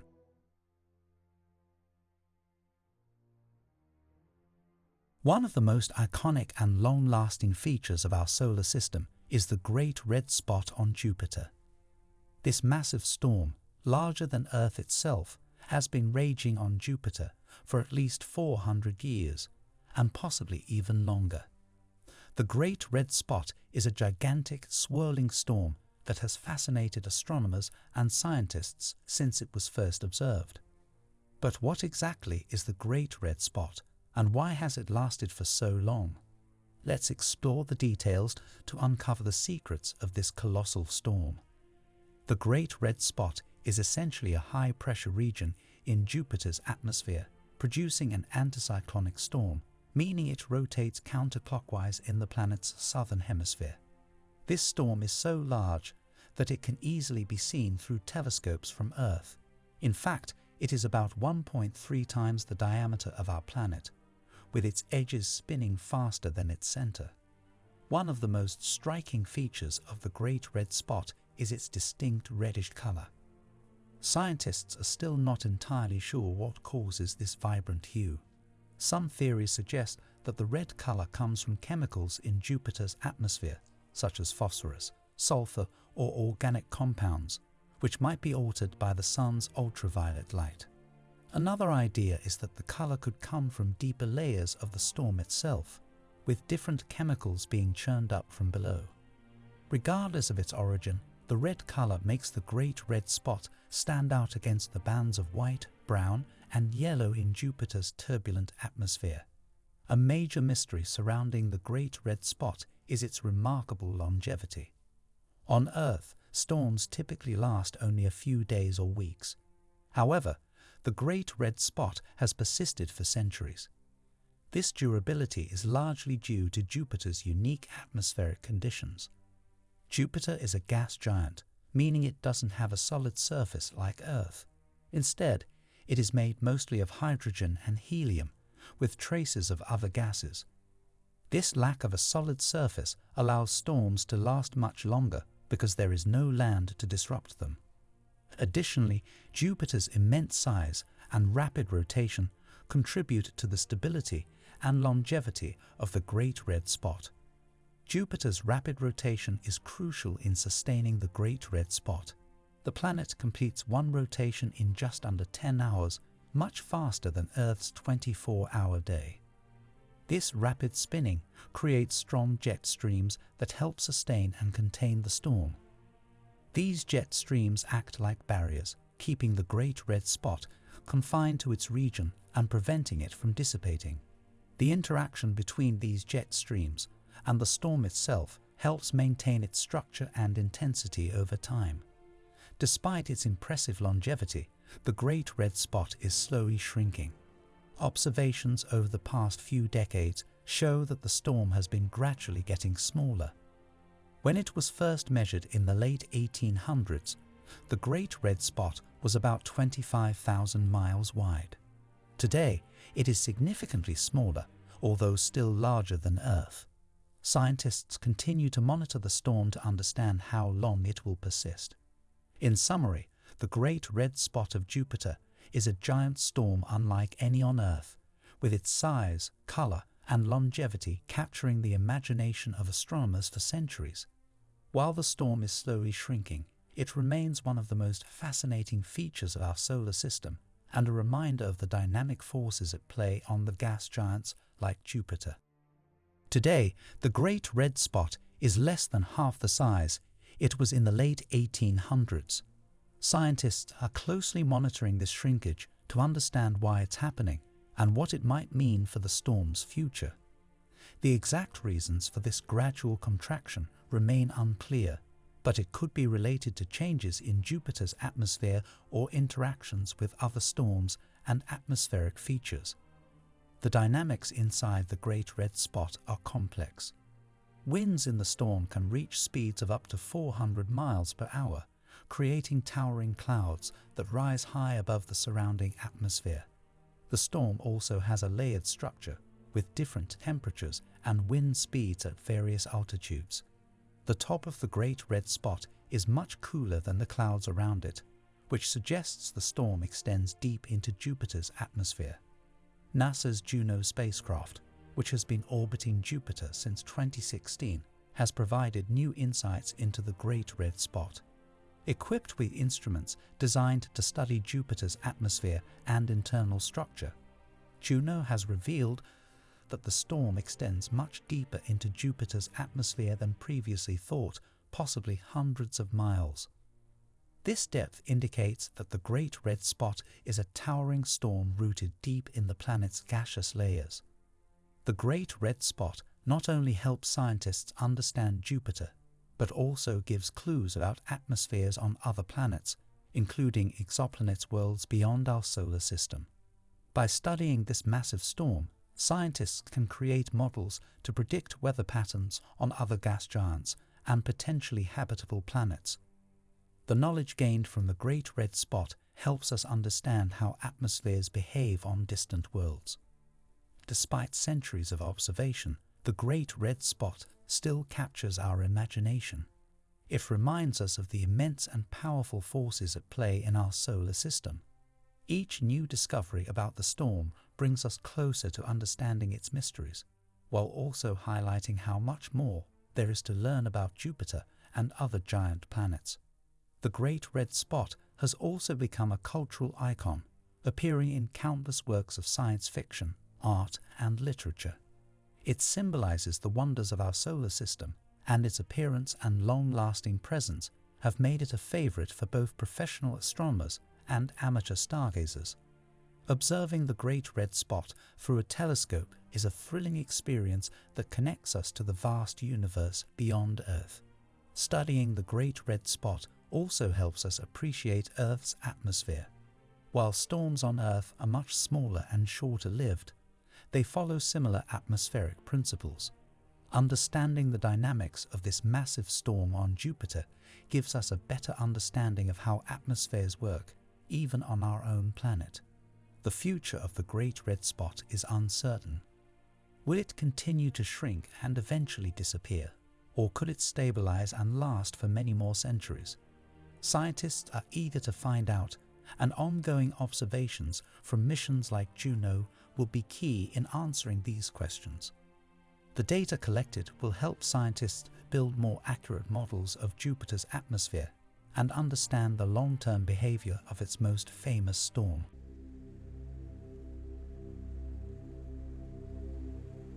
Saturn, the sixth planet from the Sun, is a world filled with wonders.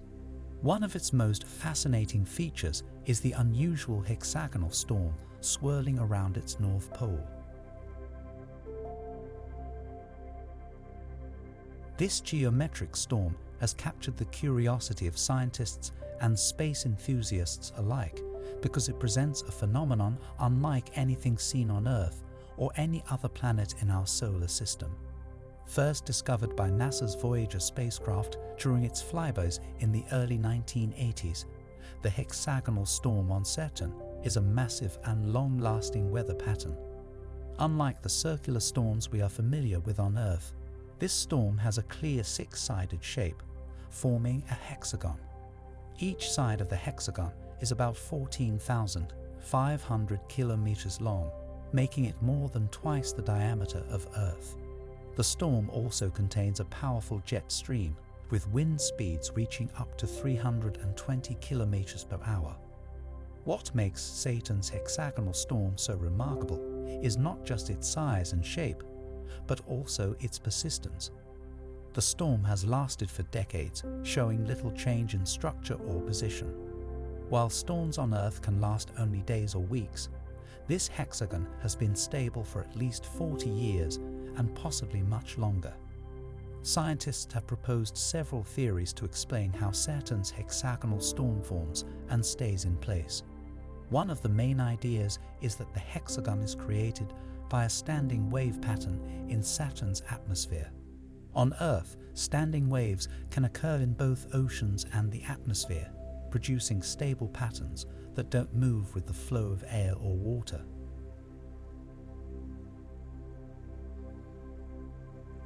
Similarly, the hexagon on Saturn might be a standing wave created by the interaction of Saturn's atmosphere with its rapid rotation and internal heat.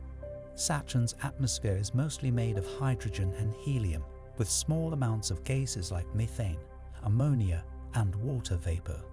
It spins once every 10 hours and creates strong jet streams and turbulent weather patterns. These jet streams can interact in complex ways, and the standing wave theory suggests the hexagon is formed by these interactions, locking the storm into its six-sided shape.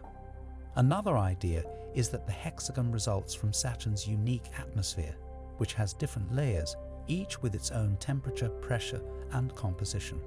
The interactions between these layers may produce stable geometric patterns. Laboratory experiments on Earth have shown that rotating fluids can form similar hexagonal shapes, which supports the idea that the hexagon is a natural outcome of Saturn's atmospheric dynamics. One of the most striking features of the hexagonal storm is its color. NASA's Cassini spacecraft, which orbited Saturn from 2004 to 2017, captured images showing the hexagon in shades of blue and gold. The color differences are likely due to seasonal changes in Saturn's atmosphere. During the northern winter, the hexagon appears blue, possibly because of the absence of sunlight and the condensation of certain gases. As spring and summer arrive, the hexagon shifts to a more golden hue, likely due to sunlight triggering the production of photochemical hazes. During the first 5 years of Cassini's mission, it was impossible to see the hexagon in visible light because the North Pole was in winter darkness, which lasts about 7 years on Saturn. But in December 2009, as spring arrived, the sun began shining on the North Pole again. This allowed Cassini to take the first detailed images of Saturn's hexagon, revealing features that had never been seen before. Researchers from the University of Oxford provided more insight into the hexagon by simulating Saturn's atmosphere and the behavior of the spinning jet stream. By adjusting the speed of the jet stream and the surrounding atmosphere in their models, they were able to recreate shapes, including a hexagon, offering clues about how this strange storm may form and persist. The hexagonal storm on Saturn remains one of the most fascinating weather patterns in our solar system, showing the complexity of planetary atmospheres and the unique forces at work on gas giants like Saturn.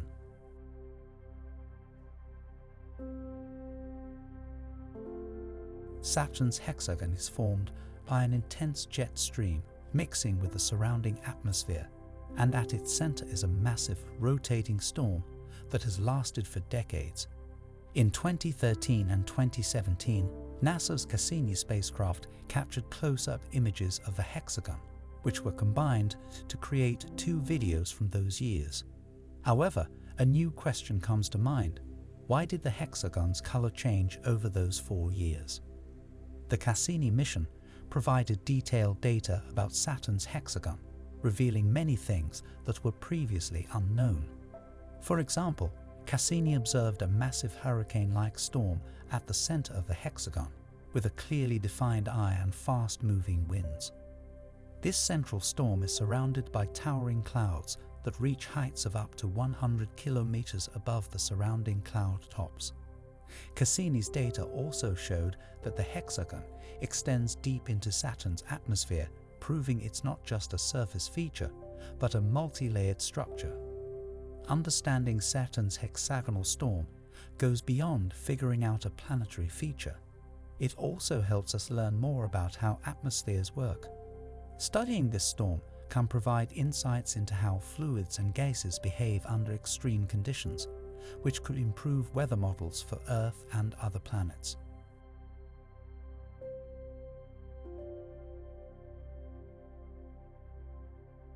The hexagon also allows scientists to study the effects of rotation, convection, and wave interactions in planetary atmospheres. The stability of Saturn's hexagonal storm raises questions about how long weather systems can last on planets. How do such patterns form, and what factors allow them to last for so long? By examining the hexagon, scientists can better understand the processes that drive weather patterns on gas giants like Saturn and possibly other planets beyond our solar system. In recent years, scientists have used computer models to simulate the hexagon and test different ideas about its formation. These models have shown that rotating fluids can create stable, hexagonal shapes under certain conditions. By adjusting the parameters of these models, researchers can explore how factors like Saturn's rotation rate, atmospheric makeup, and internal heat contribute to the forming and sustaining the hexagon. Saturn's hexagonal storm remains an active area of research. Each discovery adds to what we know about this feature and the dynamic processes that shape planetary atmospheres. As future missions to Saturn and other gas giants are planned, scientists hope to gather even more data to further understand the hexagon and other phenomena.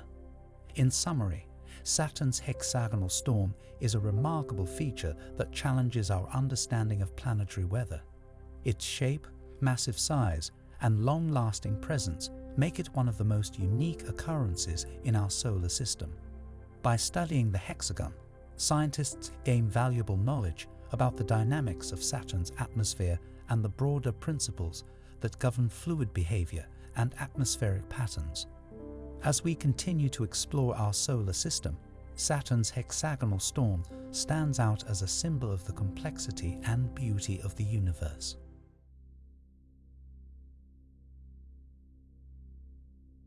One of the biggest mysteries in space is whether we are truly alone in the universe or even in our solar system. Recently, we found hints that life might exist elsewhere, possibly on the moons of Jupiter and Saturn. Water is crucial for life as we know it. Astrobiologists who study the possibility of life beyond Earth say that other important ingredients include certain chemicals and a steady source of energy. For a long time, Earth was the only known world with liquid water. But now we know that at least 2 other places, Jupiter's moon Europa and Saturn's moon Enceladus, have global oceans beneath their icy surfaces. There are also signs that water may exist in other places. What about the other ingredients for life? Europa and Enceladus might have those too. When the Cassini spacecraft discovered a plume of water vapor and icy particles on Saturn's moon Enceladus, scientists were intrigued. Initially, Cassini was only scheduled to fly by Enceladus 3 times, but it ended up making 23 passes, gathering more information about the moon's chemistry and the plume each time.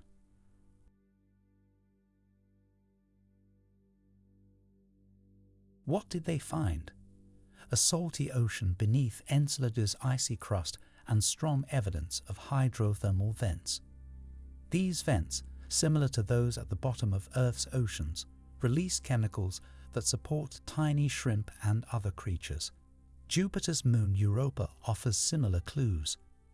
Data from the Galileo mission suggests it also has a global ocean beneath its icy surface. Later, NASA's Hubble Space Telescope detected what might be plumes of water vapor on Europa as well.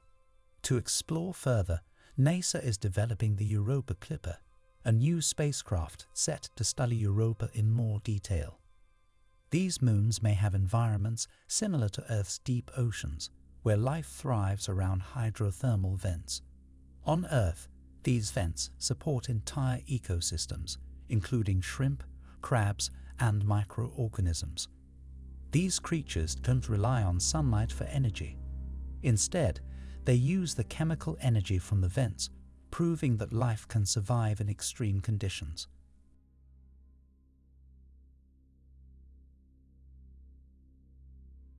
Both Europa and Enceladus have thick ice layers covering their oceans. Scientists believe that beneath these icy shells are warm, salty oceans that could support life. The ice acts as a shield, protecting the oceans from the harsh conditions of space, making these moons some of the most promising places to search for life beyond Earth. The discovery of plumes on Enceladus was a major breakthrough. These plumes shoot out from cracks in the moon's icy shell, known as tiger stripes, and extend hundreds of kilometers into space. NASA's Cassini spacecraft flew through these plumes, analyzing their composition and detecting water vapor, ice particles, and organic molecules. The presence of these organic molecules suggests that Enceladus has the basic building blocks of life.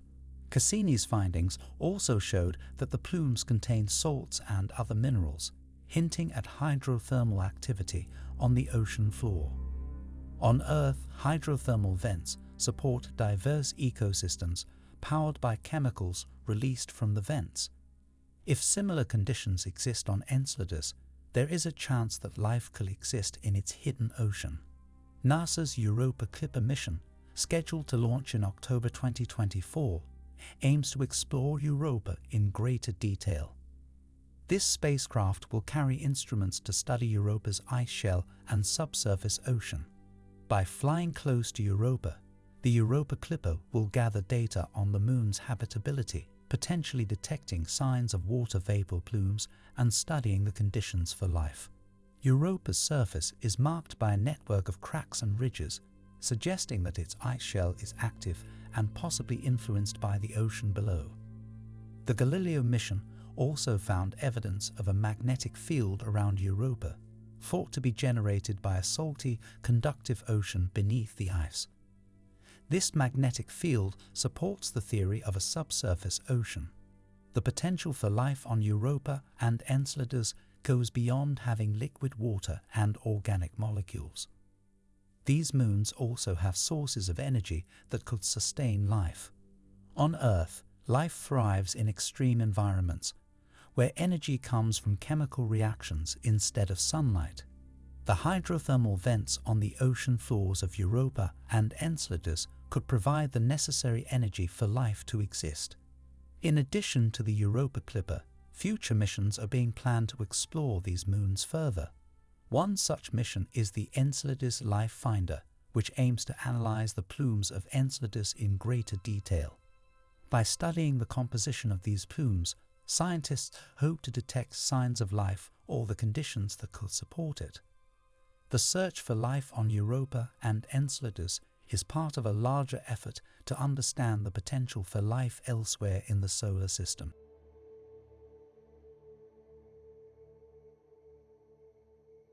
The age of the universe is one of the biggest scientific mysteries. The most widely accepted explanation for how the universe began is the Big Bang theory. According to this theory, the universe started as an incredibly hot and dense point about 13.8 billion years ago. This tiny point contained all the matter and energy that would eventually become everything we see today. Since then, the universe has been expanding, cooling down, and forming structures like galaxies, stars, and planets. Scientists use several methods to determine the age of the universe, including studying the cosmic microwave background radiation, observing the universe's expansion rate, and analyzing the oldest known objects in the universe. One of the most important pieces of evidence for finding the universe's age is the TIMB. Discovered in 1965 by Arno Penzias and Robert Wilson, the TIMB is the afterglow of the Big Bang. It's the leftover heat from the early universe, now cooled down and stretched into microwave wavelengths because of the universe's expansion. The European Space Agency's Planck satellite has provided the most accurate measurements of the TIMB. The data from Planck has helped scientists determine that the universe is approximately 13.8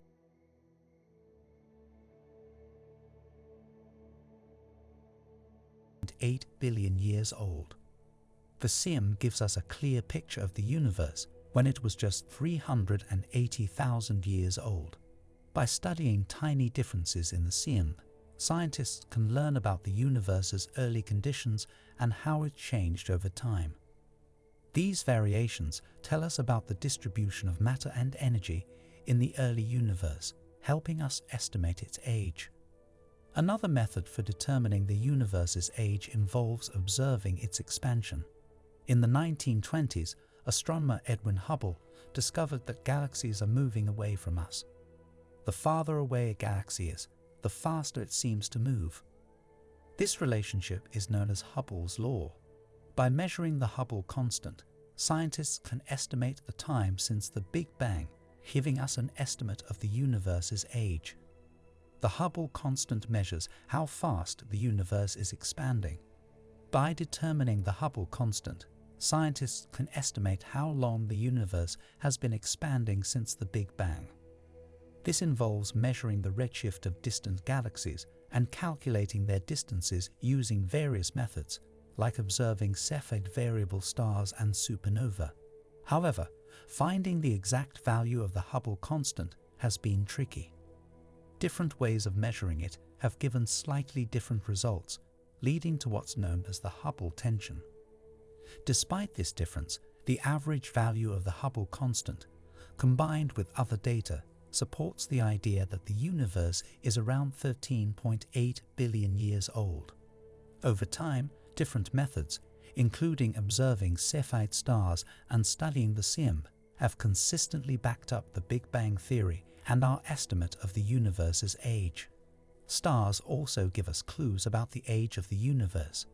By studying the life cycles of stars, scientists can estimate the ages of the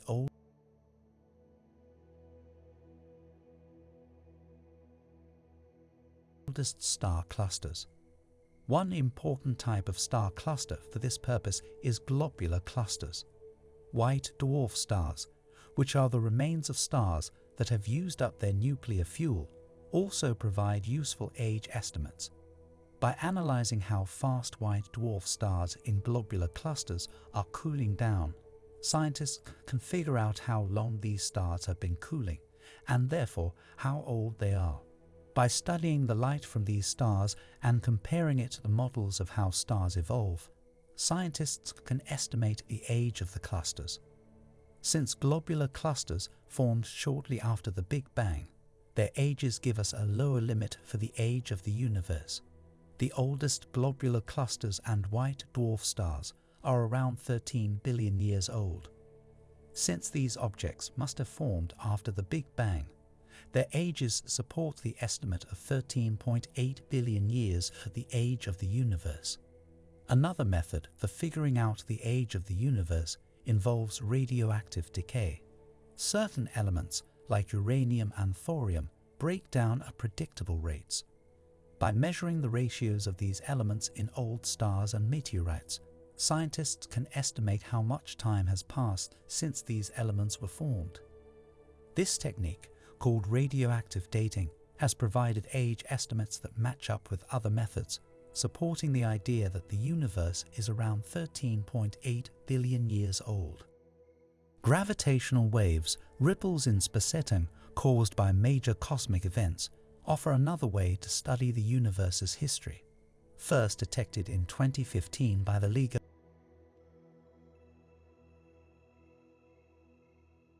and Virgo observatories, gravitational waves provide a new way to measure the Hubble constant and estimate the age of the universe. By observing mergers of neutron stars and black holes, scientists can use gravitational waves to calculate distances and track the universe's expansion rate.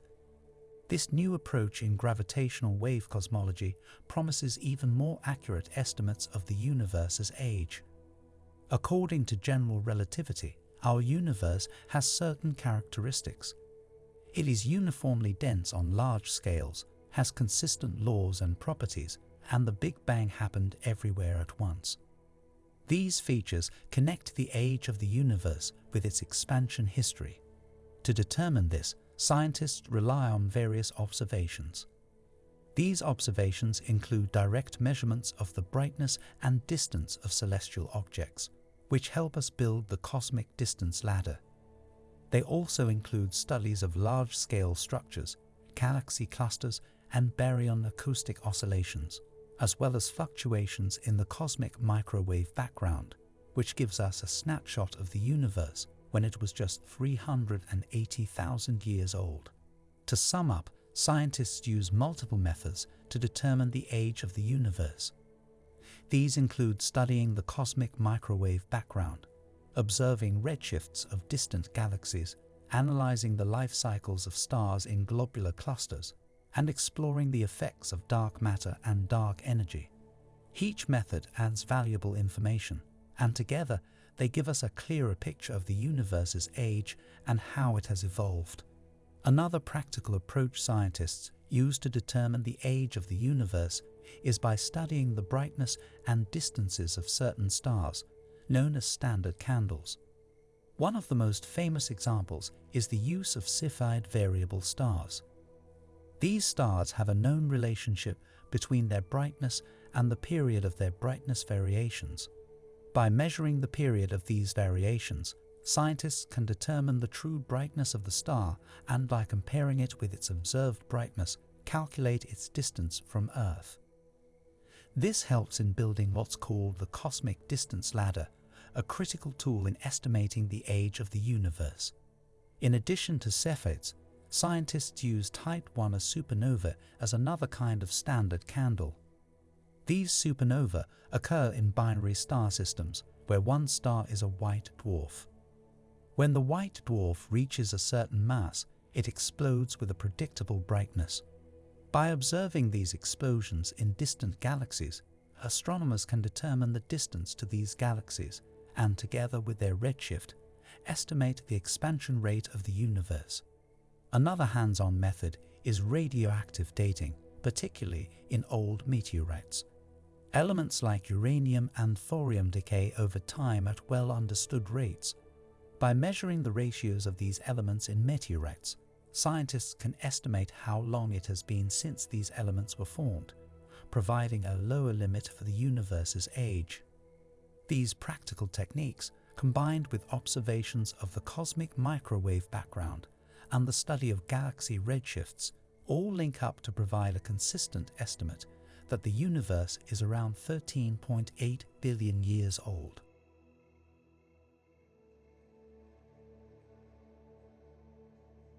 Provide a consistent estimate is around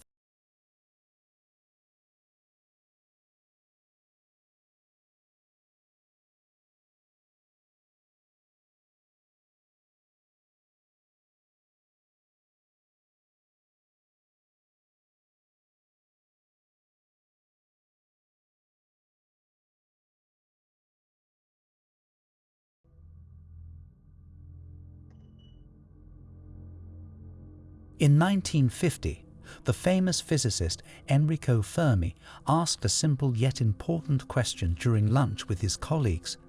He asked, if our galaxy is so big, where are all the advanced alien civilizations?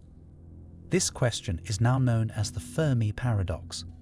The paradox comes from the fact that with around 400 billion stars in our galaxy, it seems likely that some planets should have intelligent life.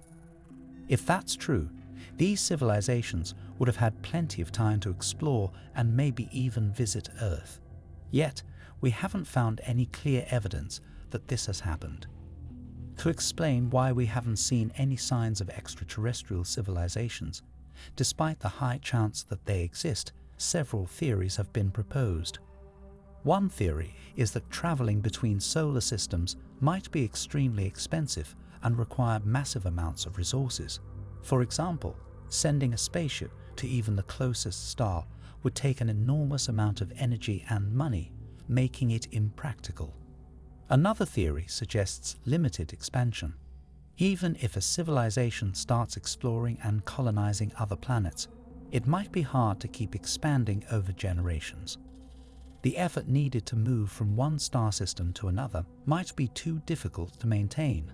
Some ideas suggest that the galaxy could be full of activity, but we're in a quiet part where not much is happening.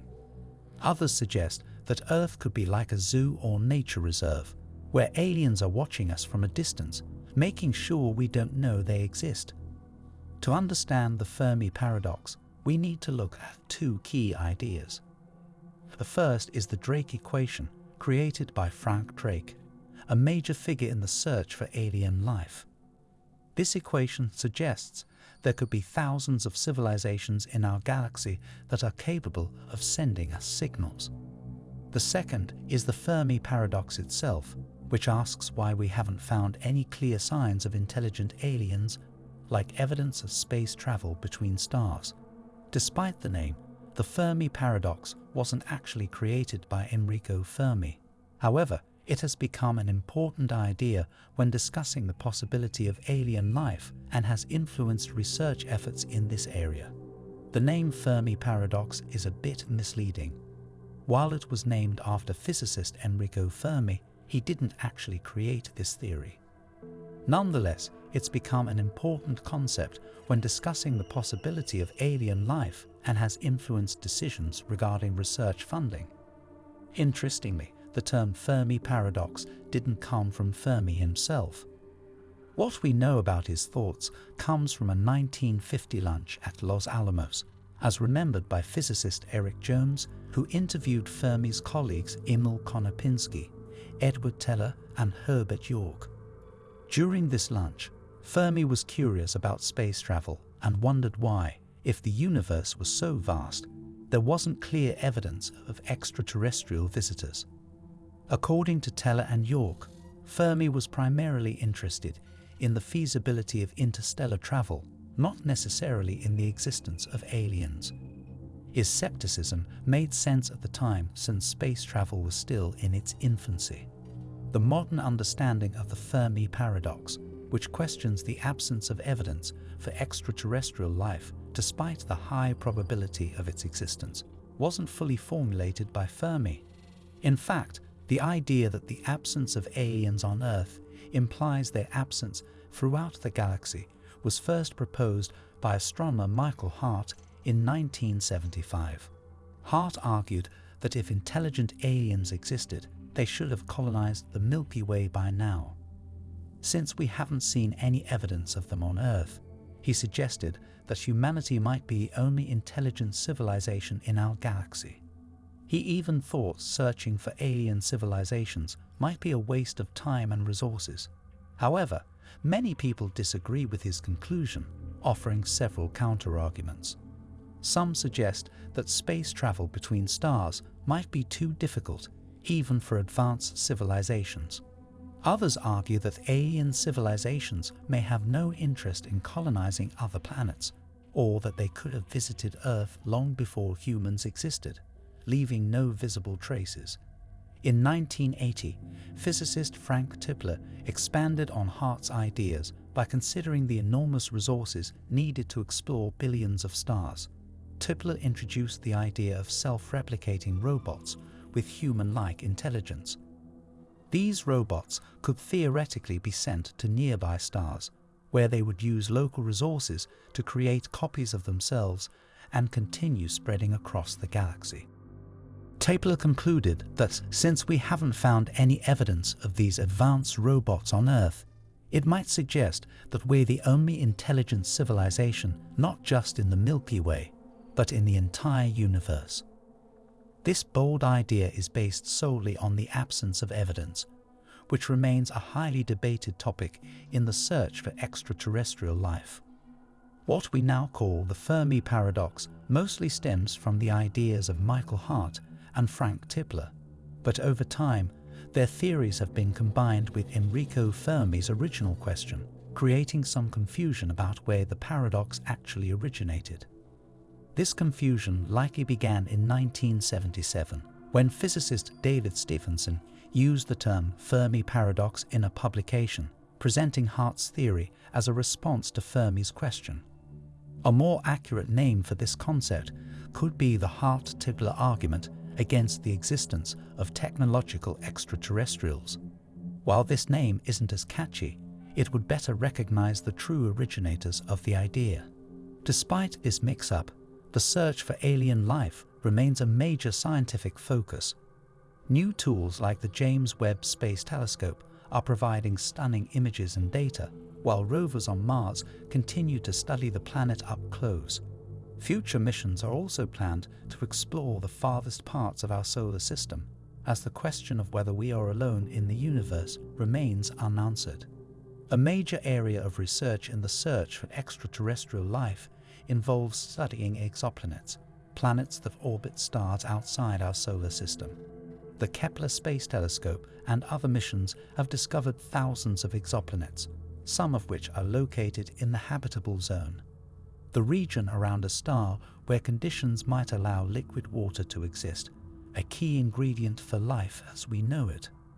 Life also requires certain elements, including carbon, hydrogen, nitrogen, oxygen, phosphorus, and sulfur. These elements, the building blocks of organic molecules, are common throughout the universe and have been found in interstellar clouds, comets, and even on other planets and moons in our solar system. Scientists are looking for biosignatures, signs of life that can be detected from a distance. These might include specific gases in a planet's atmosphere, such as oxygen or methane, which could indicate life processes. Another area of research is the search for technosignatures, signs of advanced civilizations. This includes looking for radio signals, laser pulses, or other technological markers that might suggest intelligent life. Projects like SETI have been scanning the skies for decades, hoping to detect signals from alien civilizations. Closer to home, researchers are exploring the possibility of life within our own solar system. Moons like Europa and Enceladus, which have subsurface oceans beneath their icy surfaces, are of particular interest. These oceans might have the right conditions for life, shielded from space by thick layers of ice. As technology continues to advance, our ability to search for extraterrestrial life will keep improving. New telescopes, space missions, and artificial intelligence tools will enhance our ability to detect and study possible signs of life, bringing us closer to answering one of the greatest questions: are we alone in the universe?